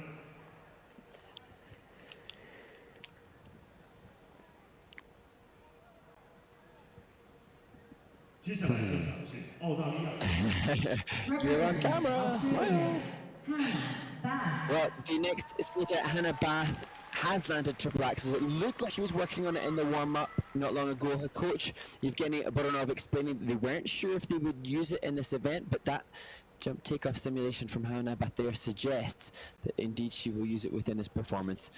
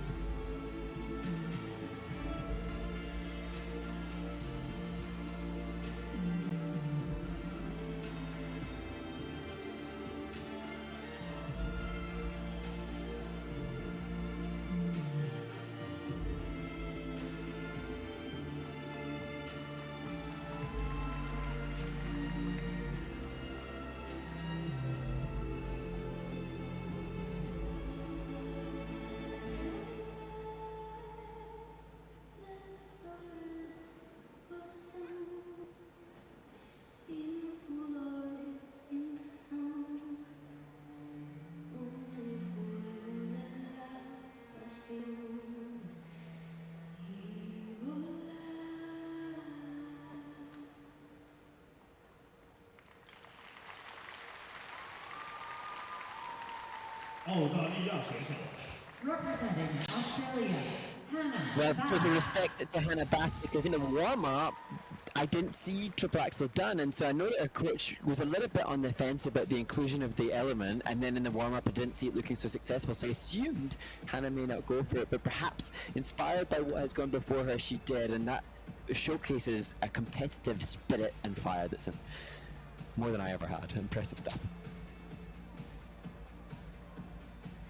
And there's the opening. Here's the triple axel. Let's look at the landing. That foot is probably on the quarter. I actually don't have the scoring system up at the moment. I'm not sure if you can see it. Is an under. Under? Yeah, Okay, under rotation. Yeah. There's the triple lutz with the hand forward. And so, you know, because she's a real athlete and she can jump and lift up in the air, and that's where her bread and butter at the moment. It's where she gets most of her points. And we had seen in Bangkok a not much, but you know, a softer side and more elegance, more work on the PCs. But here she went for the triple axel, and you know, although the program still had some moments of softness, like right there, that was nice. There was still mostly jump oriented. So you need both. You really need both, because she certainly has the physical ability on the technical side. Just some work yet to be done on the PC side. And Evgeny was explaining that they just had an event at home in Perth, and Hannah skated both junior international and a domestic senior event at that competition. So she had to skate 4 programs in 3 days, and Evgeny was explaining how well Hannah handled the pressure of that. And she's just, you know, 14 years of age and going through these huge pressure-filled situations. And the way that she attempted the triple axel here suggests that perhaps she's somebody who really thrives under pressure and relishes the opportunity to showcase that. Oh, she does, and you can see that her love of jumping, and she's so good at it. There's no question, and that's where your mental and physical energies go, because that's what her priority at the moment. Her priority needs to shift a little bit to equalize that both if she wants to be right at the top. 107.91 for Hannah Bath from Australia. That is third in the free program with a 161.16, and that'll put her at the moment overall into third place. 澳大利亚选手哈纳巴斯自由滑得分为 I think she has a lot more in her, there's no question. And when she begins to take a priority list of other things she needs to work on, we'll see more a well-rounded skater. 接下来登场是中国香港选手。 And now through the 50 women, aerial goal representing Hong Kong, turning 2015 today. I've got it down as 14, but indeed, yes, today she turns 15 years of age. She was brilliant in this short program, and now skates to the real version of the Latin music, Marcha que Nada.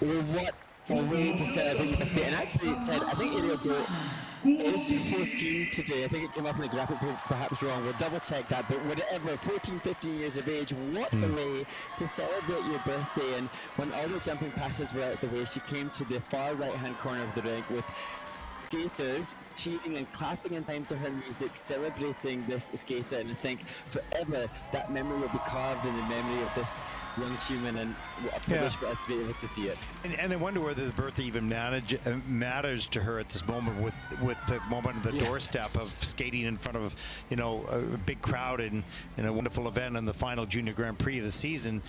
She'll celebrate that tonight for sure.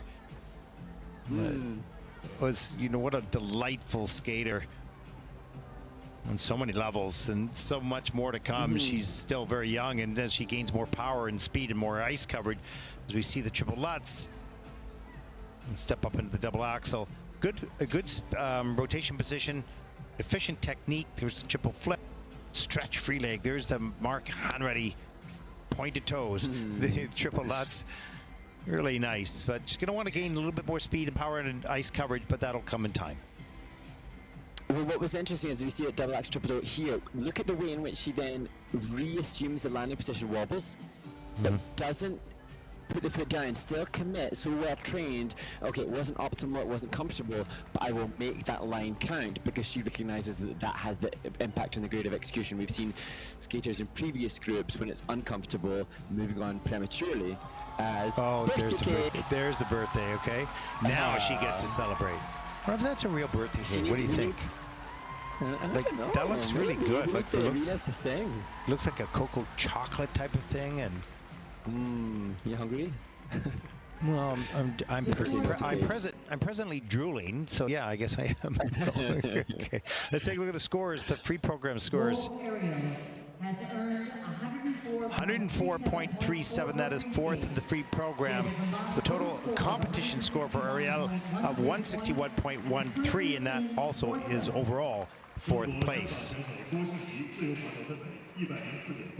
Now it's time to eat that cake. What a wonderful talent. And look, she's how high she is here in the final Junior Grand Prix amongst a very strong field. And now, one more in this group. And you know what's great to see there as Cara Yun takes to her start position is not just the Canadians, but skaters from all sorts of different skating nations joining together to support one another, perhaps hiding behind a maple leaf flag, but nevertheless support, share it all. They're having a party. They're having fun. I don't want to talk about the things we've gone through, though it's hurting me. Now it's history. I've played all my cards, and that's what you've done too. Nothing more to say. No more ace to play. The winner takes it all. The loser standing small beside the victory. That's your destiny. I was in your arms, thinking I belonged there. I figured it made sense, building me a fence, building me a home, thinking I'd be strong there, but I was a fool, playing by the rules.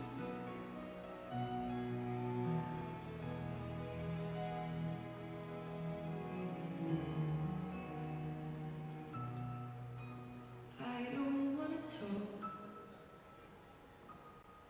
if it makes you feel sad, and I understand. You've come to shake my hand. I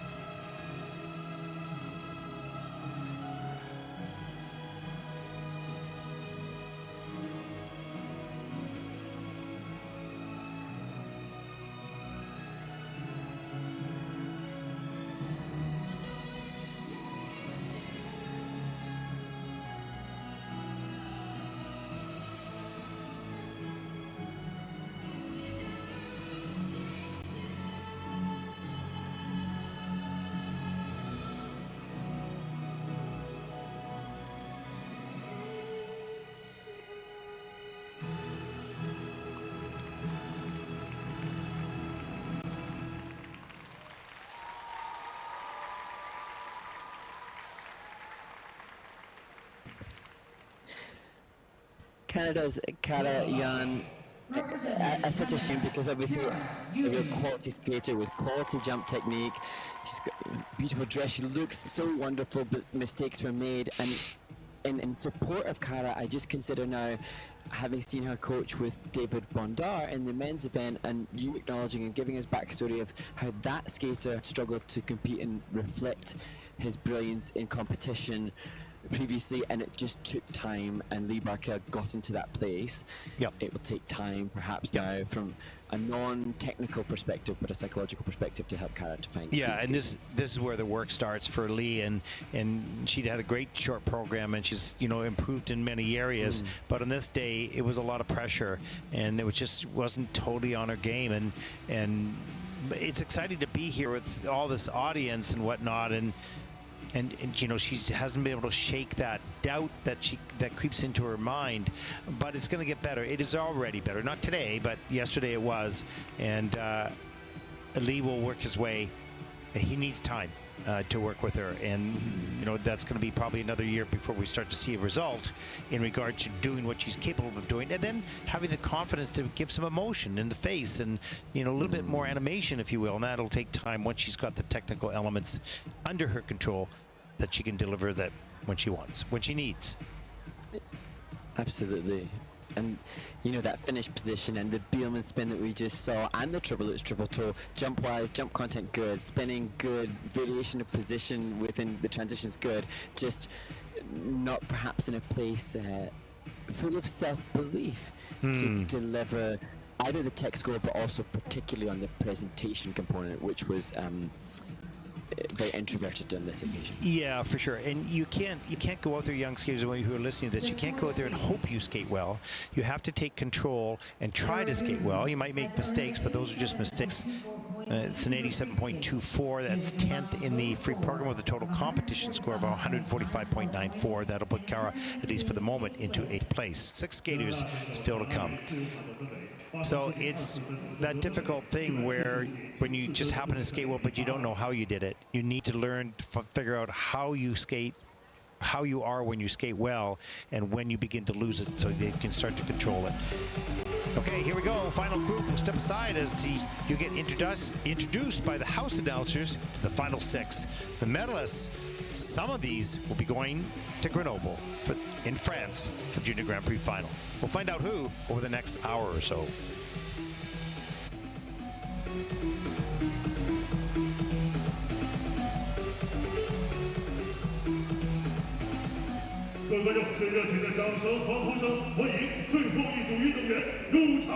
Let's welcome our final group of skaters.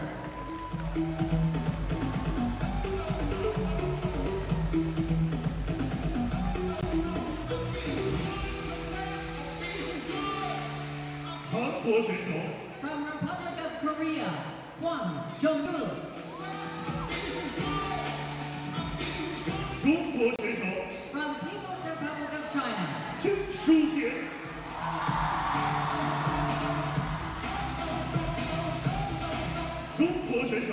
from People's Republic of China,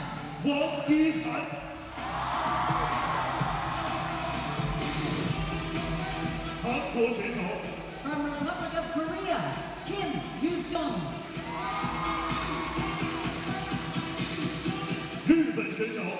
From Japan, Takagi Hyo.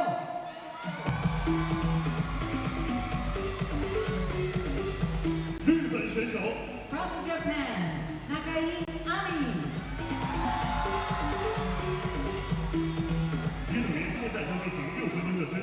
Skaters, your 6-minute warm-up begins now.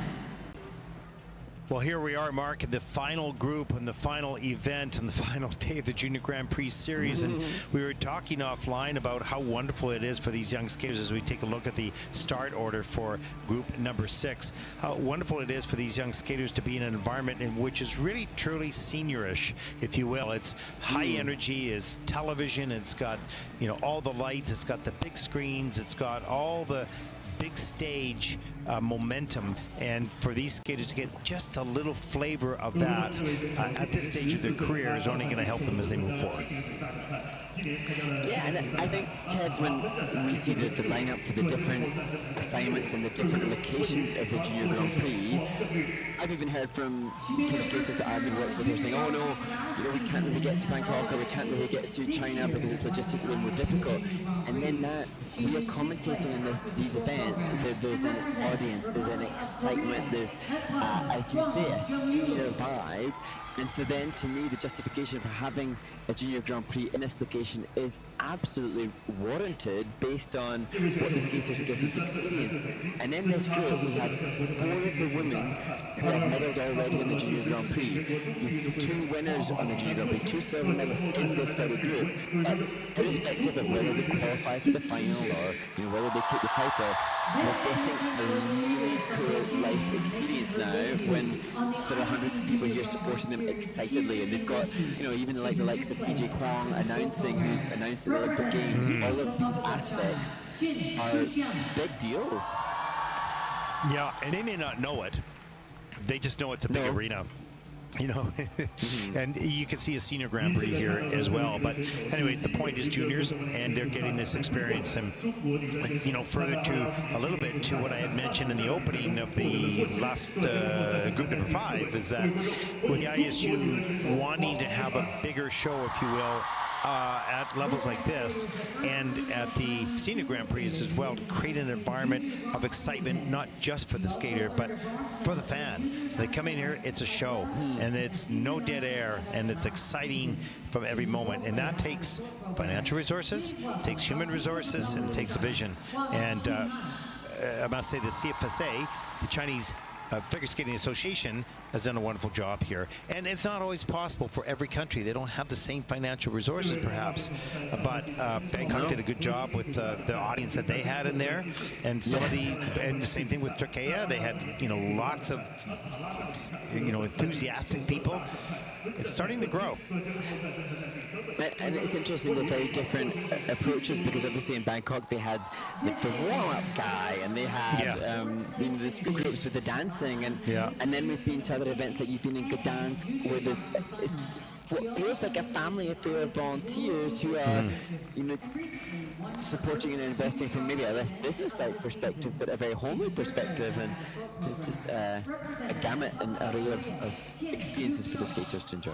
Yeah, it sure is, and it's really exciting, and I'm sure, I feel very positive about the next 3, 4, 5 years on the ISU as they seek out new ways to reinvent the sport, not change the beauty of the sport, but to try to enhance what we already have, tell a better story, tell it a different way, engage the audience, get them excited again. One of the things the judging system, which I knew well as we developed it, we removed the controversy. We don't want to have negativity and bad content, but we do want to have engagement. We need to have the fans engaged. They were engaged through negativity before, pointing fingers and blaming this and blaming that. Yes.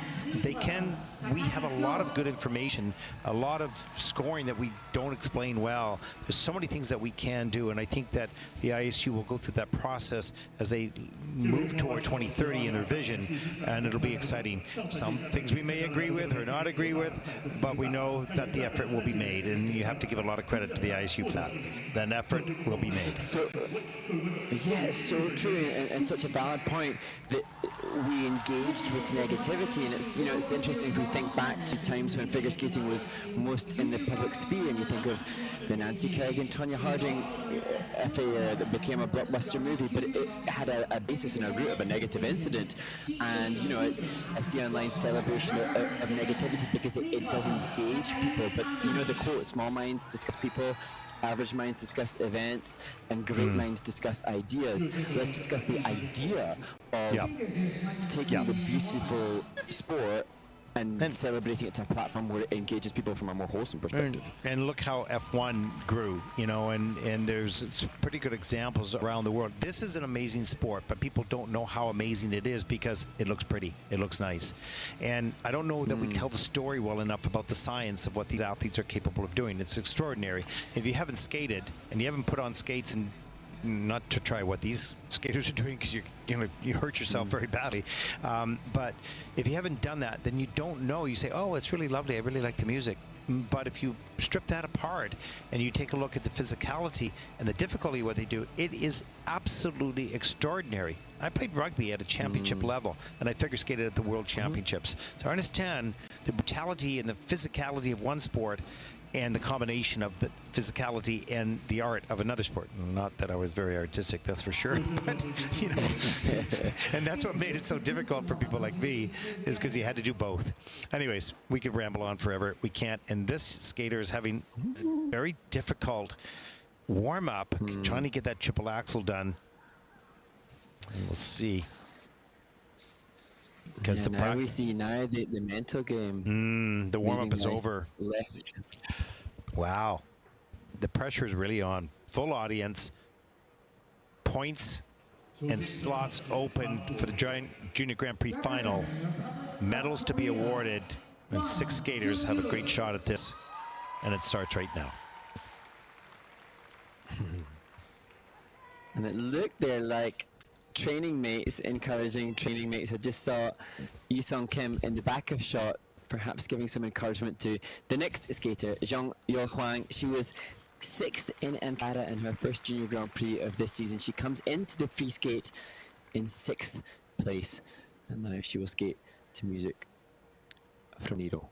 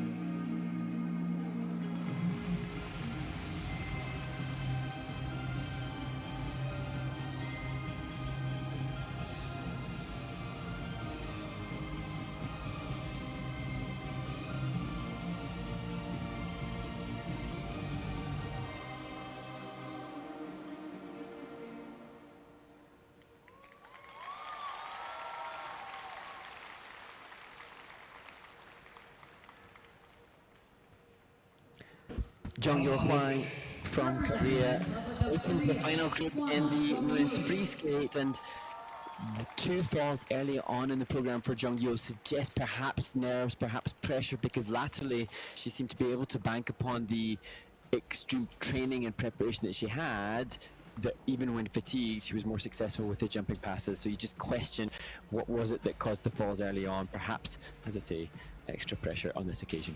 Yeah, and it's such a, I mean, it's a hard thing for the skaters right now, but it's such a good thing to face this, because learning to deal with, you know, one could say, well, it's just a rink, go skate the same thing you do every day. Well, you can't. I mean, this is not just a rink. It's a completely different environment. And the sooner that you get experience in it, the better off you're going to be long term. As we take a look at the triple flip, back on the heel, too much on the lean, and actually over-rotated. She rotated so quickly, and there she hangs on barely. So you can see she's off kilter, out of alignment in the air on the jumps early on in the program. Here's a triple loop, and too far back on the heel. Free leg got stuck forward. She's not very quick on checkout early on in this program. Came back better with a triple left double toe double loop. And here the triple Salchow. Go ahead, Mark. I was just thinking, Ted, that you know, when we watch the senior events and we head towards IC championships and we watch the likes of Kaori Sakamoto and Luna Hendricks, some of the world leaders, they have amassed experiences in front of audiences like this, so that they can prepare. Skaters like Jung-Yo, who's obviously so well trained, you know, she's a great skater. You cannot simulate the difference in this environment. You can't rent a crowd. I mean, you could. I don't know how expensive that would be, but you can't bring in hundreds of people to cheer and scream and surround yourselves with the other best skaters in the world. So chalked down to experience now. Well, you have to. You need those experiences. Season best 102.33. Can you imagine what it would be with all those elements in there? That is fifth in the free program with a total competition score of 164.14. And that will put her currently at the moment, and for the moment, into third place.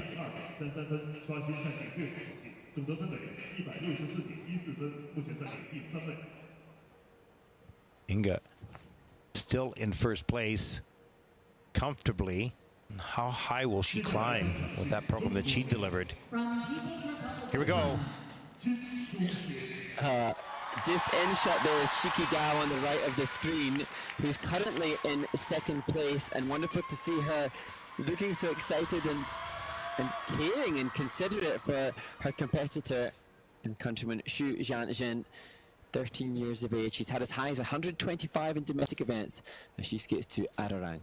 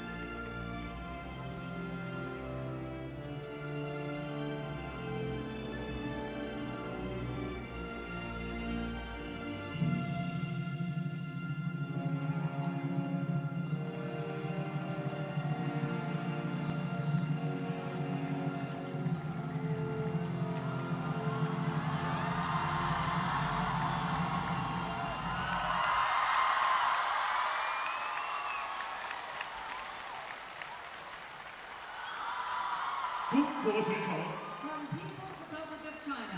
金书贤。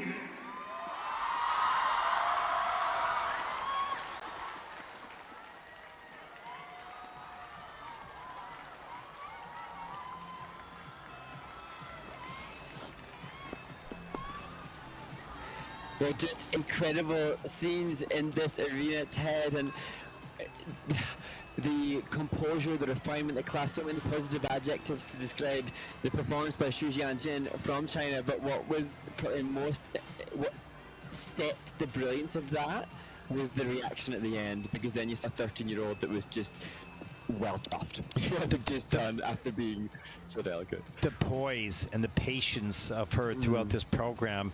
There had to be nerves, but the intelligence and the emotional intelligence overrode those nerves to make sure she was in the right position on the takeoffs and on the landings, and the detail of the hands and the head. Here's the triple loop, straight up, straight down, soft knees. There's a little 3-turn extension with the hand and head moving forward, the double axel. I mean, there wasn't anything out of place. She didn't rush. She didn't want to get through this and, oh, I hope I skate well. No, she was in the moment every step of the way. And actually on this occasion, although the jumping preparations were a little telegraphed, gorgeously pointed toe in the mohawk, they were a little telegraphed and, as I say, patient, rather than some skaters who will do lots of transitional content right up to the takeoffs of the jump. I appreciated the patience and the calmness with which Xu Jianjin entered into each jumping pass, and just a real masterclass in refinement. I don't think that it hurt her program because of the patience. Like, it wasn't majorly telegraphed, but, you know, she needed to skate clean, and as she skated clean, as we see the reaction here, as she skated clean, the rest of it stood out even that much more, you know. And yeah, that was a very, very special, maybe one of the highlighted programs of the series. But hey, we've got, what do we got here? We got 3 more to come. Let's take a look at the score. She doesn't have a personal best or a season best. This is it. She has a 126.94, and look at the reaction. And that is second in the free program, though. And what will it be overall? 189.89 as she takes the lead. And she has 4 skaters to come, pardon me. 10-point lead over Inga. Amazing. Yeah.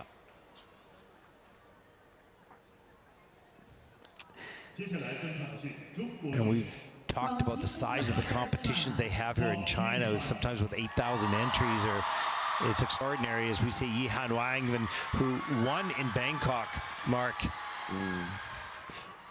Well, now is there a different kind of pressure on Yi Han Wang? Can she take all the positive energy in the arena and use it to achieve another medal here?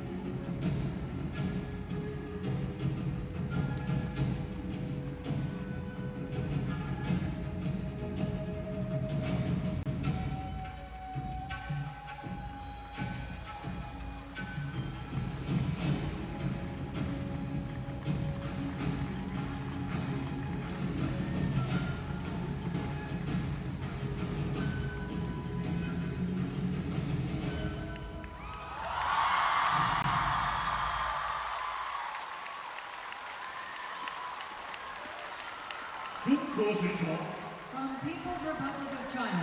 王一涵。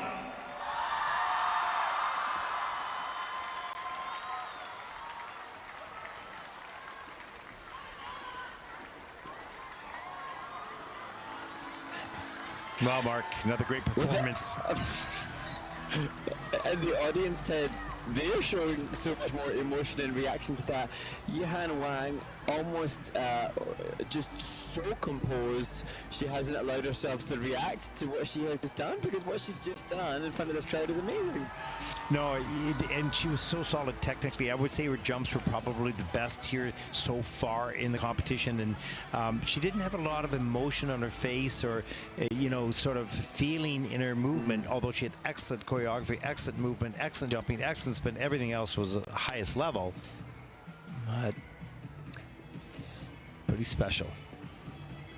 And I suppose we just have acknowledged as we see this triple loop, double toe, straight into the Ina transition, and then the flip, that the reason perhaps we haven't seen more of the Chinese skaters on the Junior Grand Prix is because they didn't participate at Junior Worlds to open up more spots on this season's Junior Grand Prix. That triple salchow, such quality. In the last year or so, that's true, but before that, with COVID, they were really off the market, and so were the Japanese. We didn't see them at all, so it took a year or two, and meanwhile, they were competing in a lot of competitions here in China, so they were getting experience. We didn't know it, now we do. And there's a changing world in the junior category. We'll see these kids for a number of years. They're just 13 and 14. They can't compete in seniors until they're 17. So we will continue to enjoy the competition as they get added to the mix. Wow. And when we look at the technical score of Xu Jianjin, who leads, she has a 71.83 technical. Yihan Wang has 72.2 technical. These skaters are showing such consistency in their performances, and they're really, they're showcasing the absolute maximum of their capabilities at present.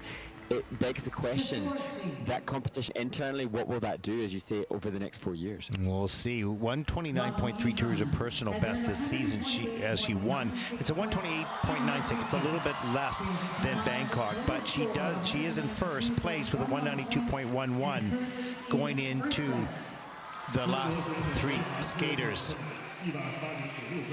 And there it is. Look at that. China, Georgia, and we have Korea, Japan, and Japan coming up. What will happen? And all these skaters have a shot at the final, but we don't know. We have no idea what's going to happen here because everyone's skating so well. Wow. This is fun.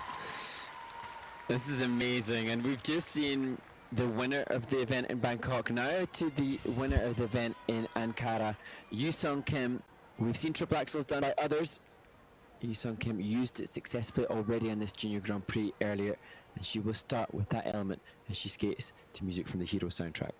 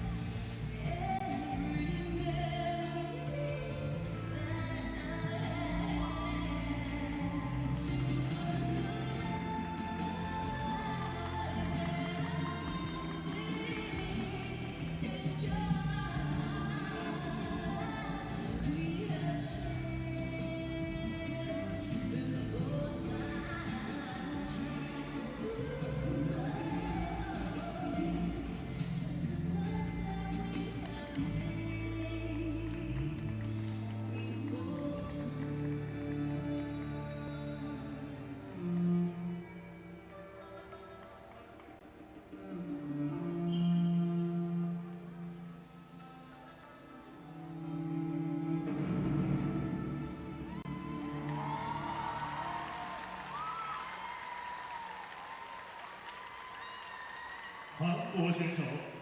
From Republic of Korea, Kim Yoo-seong.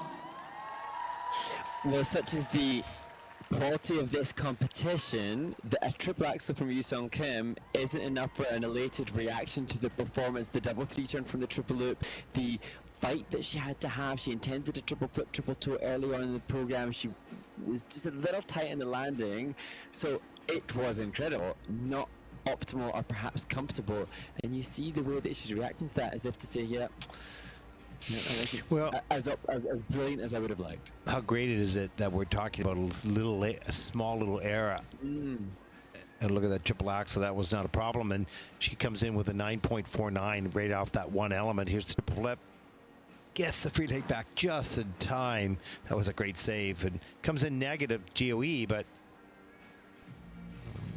so she was pretty, workmanlike, making sure that all the technical elements other than that didn't have any major flaws. And there's the triple loop a little bit later, and double axel, and she's a 133.91 personal best. I don't think she's going to beat that here, but she doesn't need that. She needs over a 127. We'll find out.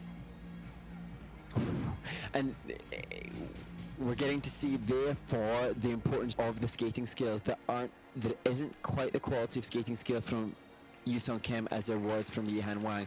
She's brilliant, but she doesn't make the same kind of line. She doesn't have the same depth of knee and ankle bend, and so she needs the triple axel. She needs a clean skate, and it's going to be so close. I'm watching the scores come in, and things are changing as judges are doing their scores at different times, of course, and it goes like 1/100ths of a point down, and then it's up, then it's this, and it's that. What is it going to be right now as they announce the score? She needs a 127.93, and she's got a 128.03. That is third in the free program with a 192.23. That puts her first. Wow, how close was that? Let's take a look at the scores here. 192.23, 192.11, 189.89. That is remarkable. That's how close it is, folks. That's how much talent there is, and we still have two great skaters yet to come. And Inga Gorgonitsa, I think, continues to lead the free skate. So yeah. What? Amazing event. Okay, here we go. Well, now to Yo Takagi. She was the silver medalist in Bangkok. This skater, though, a wonderful example of refinement. And she will skate to music by Frédéric Chopin.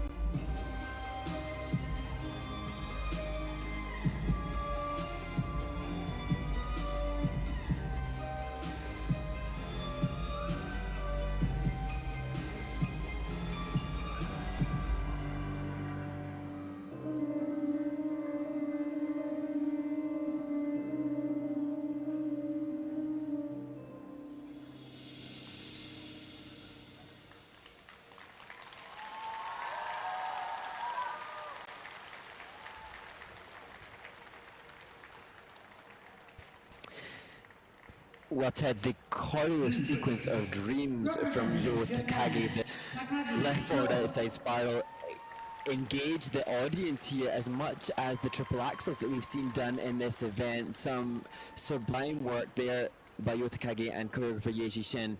That said, as the winner of the men's event, Ryo Nakata, looks cool with his shades on, the mistakes made make it seemingly impossible for Yo Takagi to stay on the podium after that performance, despite some beautiful moments. Yeah, she's going to fall a little bit short of this. That was a big mistake going down. I think it was on the Lutz. Let's just see. It was on the triple Lutz midway through the program.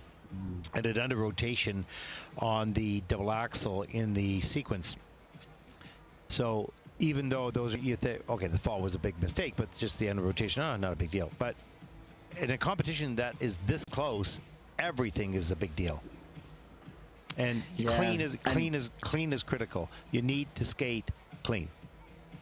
Competition is too strong. And we were talking about the differences between the different skaters as we see that fall on the triple lutz, and my belief is that the quality of the skating skills, as we see the clean triple loop from Yo, the Japanese skaters here have better skating skills.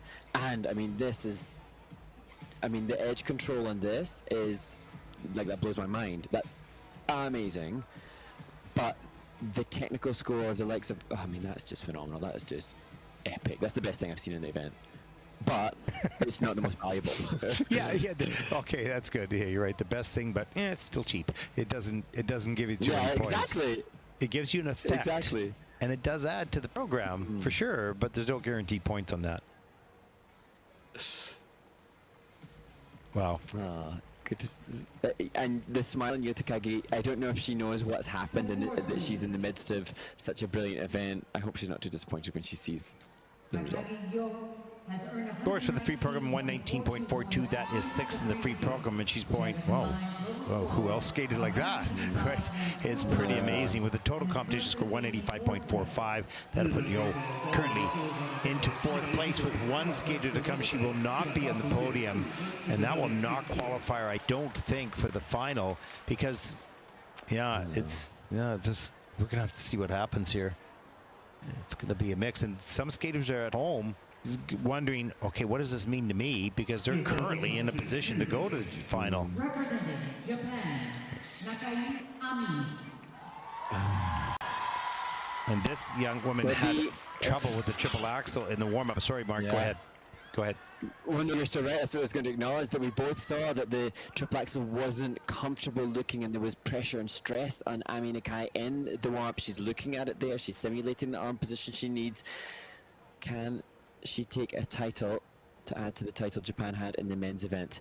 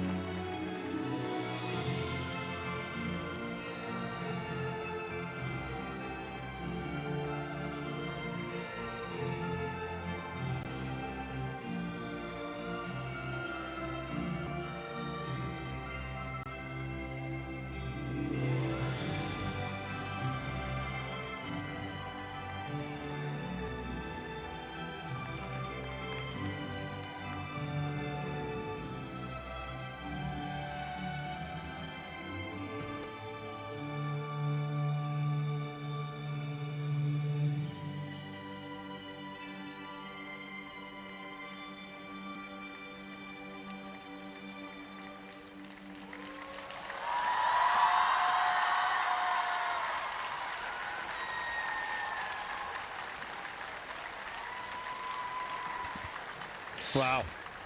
Well, Yeah, Mark, we have been treated to an outstanding event in so many different levels here, and to see the abilities, the talents, and those rise to the occasion under immense pressure, that trying to make to the final, and the pressure of the big audience here as well. This is something very special that you don't often see on the Junior Grand Prix, but we were treated here with an outstanding event, Mark. And Inga Gurganidze from Georgia sets the tone with the triple axel that she did, and then this final skate at Amina Kai, we know that she can do it, she's done it in the past, but the warm-up looked difficult to say the least, so we didn't know. She didn't just do one, she, like Sophie Jolene von Felten last week, did two, one in combination with triple toe. Here is the first jump. Is on the quarter. So the first one is on the quarter in the system, and the second one is also on the quarter in the system at the moment. We'll take a look. Here's the second triple axel. Nice tight feet, and they put that on the quarter as well. Still, you know, that's 18 points, almost 19 points for those first two elements. There's the triple Lutz, riding that edge, beautiful quality. And she comes back down the ice. Triple Lutz, Euler, triple Salchow. She was really focused. I was really worried for her because it was a really tough warm-up. But the long wait gave her time to regroup, and boy, did she ever. And the smile is wonderful. Interesting for Amina Kai, she has, like so many in this competition, the potential to go to the final that she came fifth at last year in Beijing. But instead of playing it safe, instead of being perhaps tactical and holding back, she didn't just put one triple axel in, she put two triple axels in. So that to me is very much the heart and spirit of a champion, in, you know, leveling up, make it more difficult for yourself. So her spot at the Grand Prix final, which I assume she will achieve with this performance, is so very deserved. That makes the difference in being a champion, by taking the risk and pushing yourself. And sometimes it doesn't always work. On this day, it does. It did. And maybe in another day, it won't. But long term, where you take the risk at the Olympic Games in the last performance of your career, you need to have had that experience to take that risk, to know you can do it. And she did it here. So experience gained. Let's take a look at the score. Personal best is 136.90. Her season best is 125.99. What will this score be? Where will it take her? Has earned 136.22. 136.22, season's best. That is first in the free program. She's thrilled with a total competition score of 204.88. Amina Kai from Japan is the champion here in the final Junior Grand Prix event. She's qualified, obviously, for the final, as has Yusung Kim and Yihan Wang, all three. And we'll see what happens with the remaining spots, but those three will be in the final. Wow. That was pretty cool. So cool, and that's the second highest score on the women's event in the Junior Grand Prix, behind only the wonderful Mao Shimada. So that testament, and actually it'd be interesting, Ted, just as we see the result and the scores, to consider how, if that was the highest scoring women's event of the Junior Grand Prix across the majority of the top 10. So just a wonderful event. We're going to have to take a look at that. And as we begin to wind up, make sure that you stay online to watch the medal ceremonies that are coming just up for the dance and the women's event. And this will conclude everything we've done. Now, Mark, any final comments on what we've seen over 7 weeks and what we've experienced and what you look forward to in the Junior Grand Prix final in Grenoble? I think just, you know, wonderful acknowledgement of the celebration of skating and the recognition of skating and skating's place in the sporting arena, and how wonderful it is to see so much passion and positivity from everybody involved to push our sport forwards and celebrate our sport. And I am so privileged to see that happening and unfolding. Yeah, it's pretty remarkable that the young talent that we have coming. We have to give a tremendous shout out to the Chinese Figure Skating Association for the remarkable job they have done here for this last event. It's just something special, and I've seen only a few over the 11 years that I've covered that, seen just a few at this stage, at this level. But not only that, it was the skating provided by the men, by the women, and by the ice dance, something extraordinary as we look forward to not only strong juniors over the next 3 or 4 years, but we're going to have a very strong group of seniors in years to come, especially following Milan Olympic Games. There's always transitions after that. These juniors will fit in quite nicely as they begin to come of age at 17 and move into seniors. So that concludes our coverage here. Please stay online for the presentations. And for all of us here at the ISU, for our production crew that has done such a remarkable job, for all the volunteers, the coaches, the ISU, the council, for making the Junior Grand Prix happen. Thank you so much for all of us here at the ISU. I'm Ted Barton with Mark Hanruddy. Thank you for watching. We'll see you in Grenoble. Good night, everyone.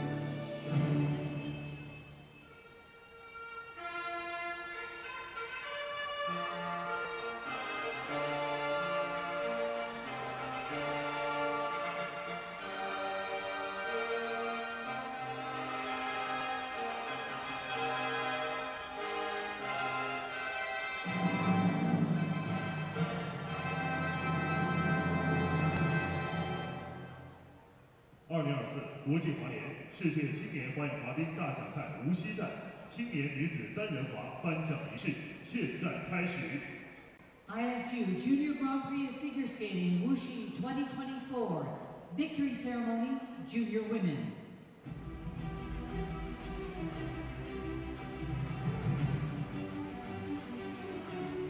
铜牌获得者 Third and winner of the bronze medal 来自中国 from People's Republic of China.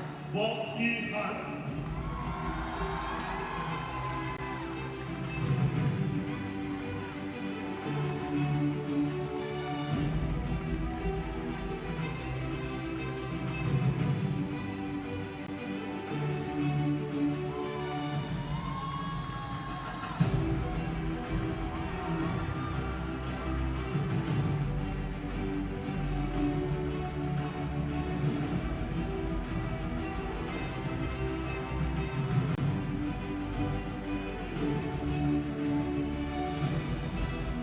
银牌获得者 Second and winner of the silver medal 来自韩国 from Republic of Korea, Kim Yoo-seong.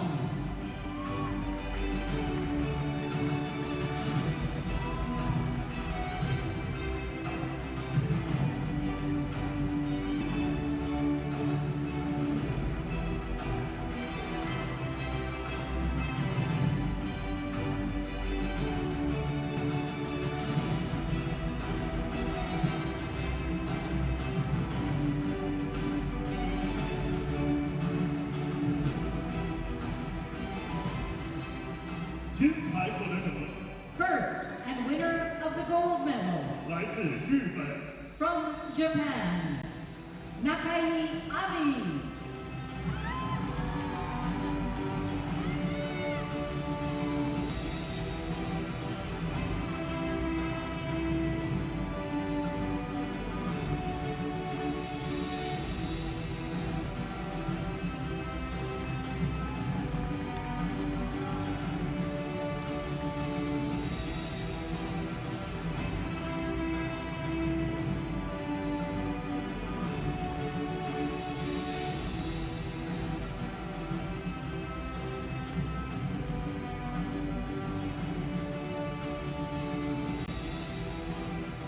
有请中国花样滑冰协会主席申雪女士为获奖运动员颁发奖牌。 Please welcome Ms. Shen Shui, President of the Chinese Figure Skating Association. She will award the medals.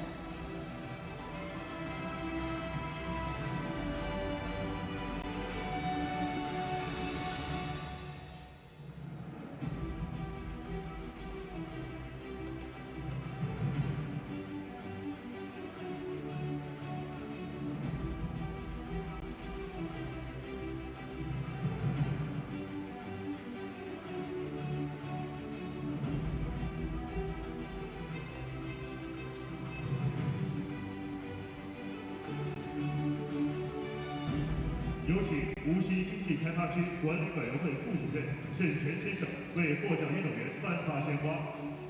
Please welcome Mr. Shen Chen, Deputy Director of Management Committee of Wuxi Economic Development District. He will award the flowers.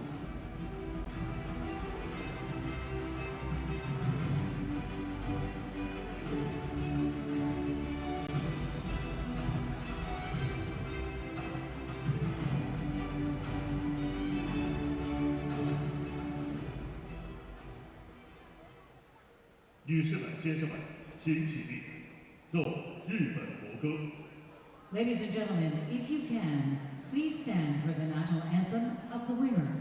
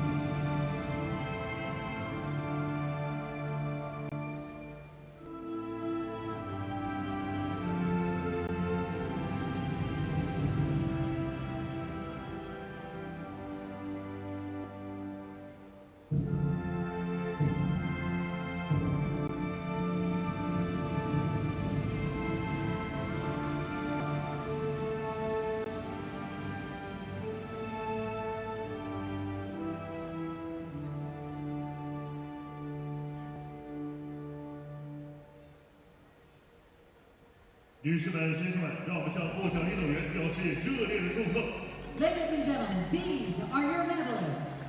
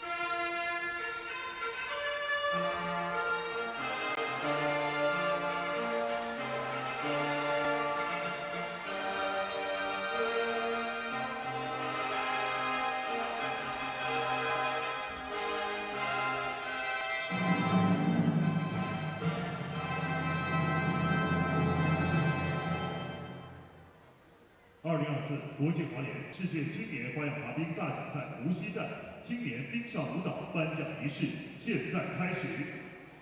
ISU Junior Grand Prix of Figure Skating Wuxi 2024 Victory Ceremony Junior Ice Dance.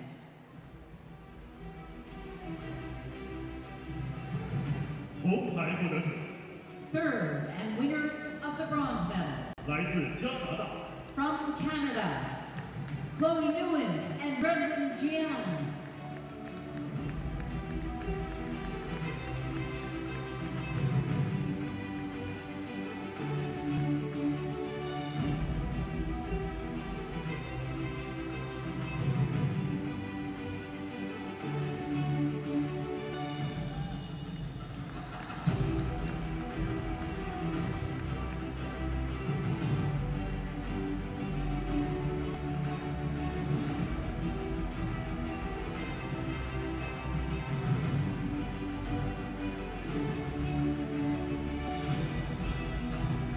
银牌获得者 Second and winners of the silver medal 来自法国， from France, Oliver Perrier Giannassini and Samuel Blanc-Leperman.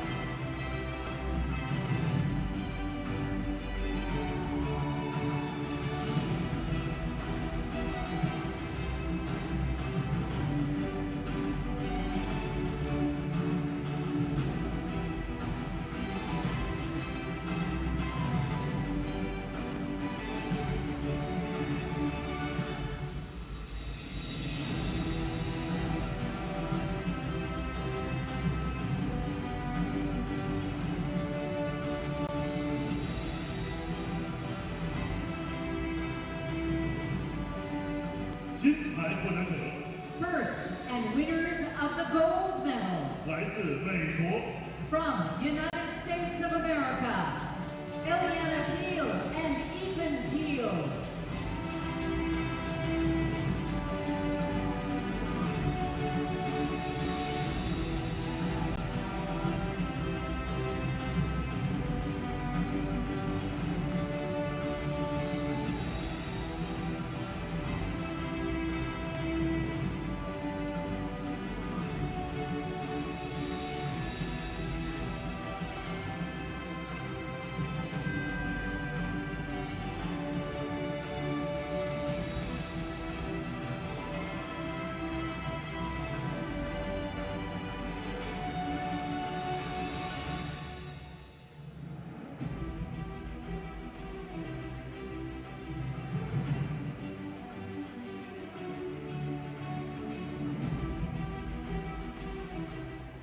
有请无锡市体育局局长陈毅女士为获奖运动员颁发奖牌。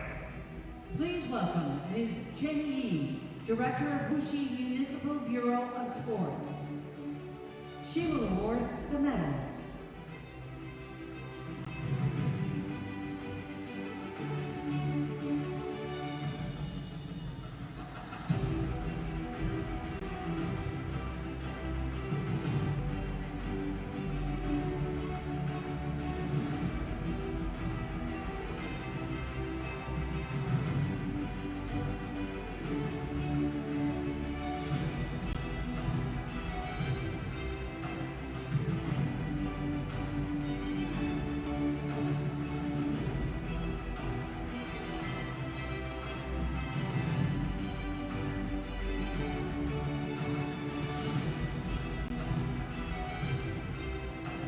有请无锡新青年文化体育发展有限公司董事叶贝蕾女士为获奖运动员颁发鲜花。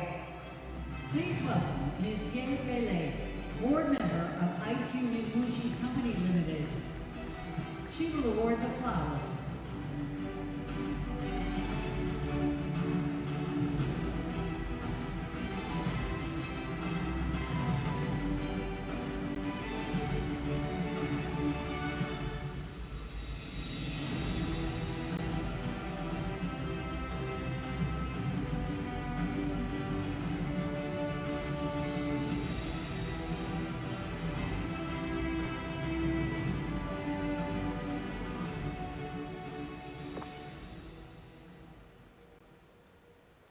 女士们、先生们，请起立，奏美国国歌。 Ladies and gentlemen, if you can, please stand for the national anthem of the winner.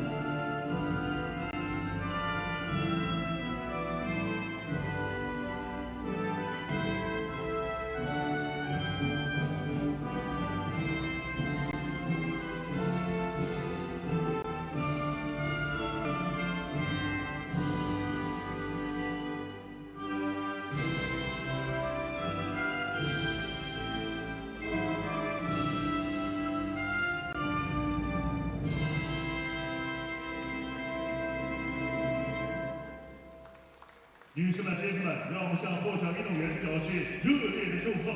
Ladies and gentlemen, these are your medalists.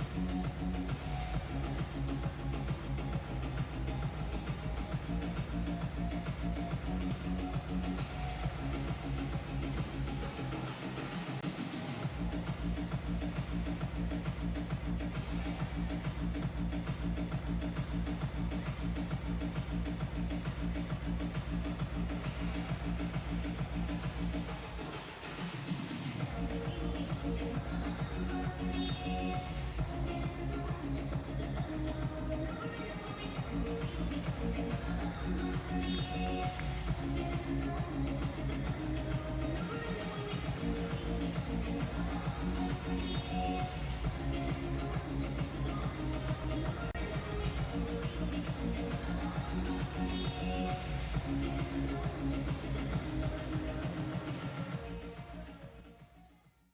a while since you felt like this. Been a while since you felt like this. Been a while since you felt like this. There must be something wrong.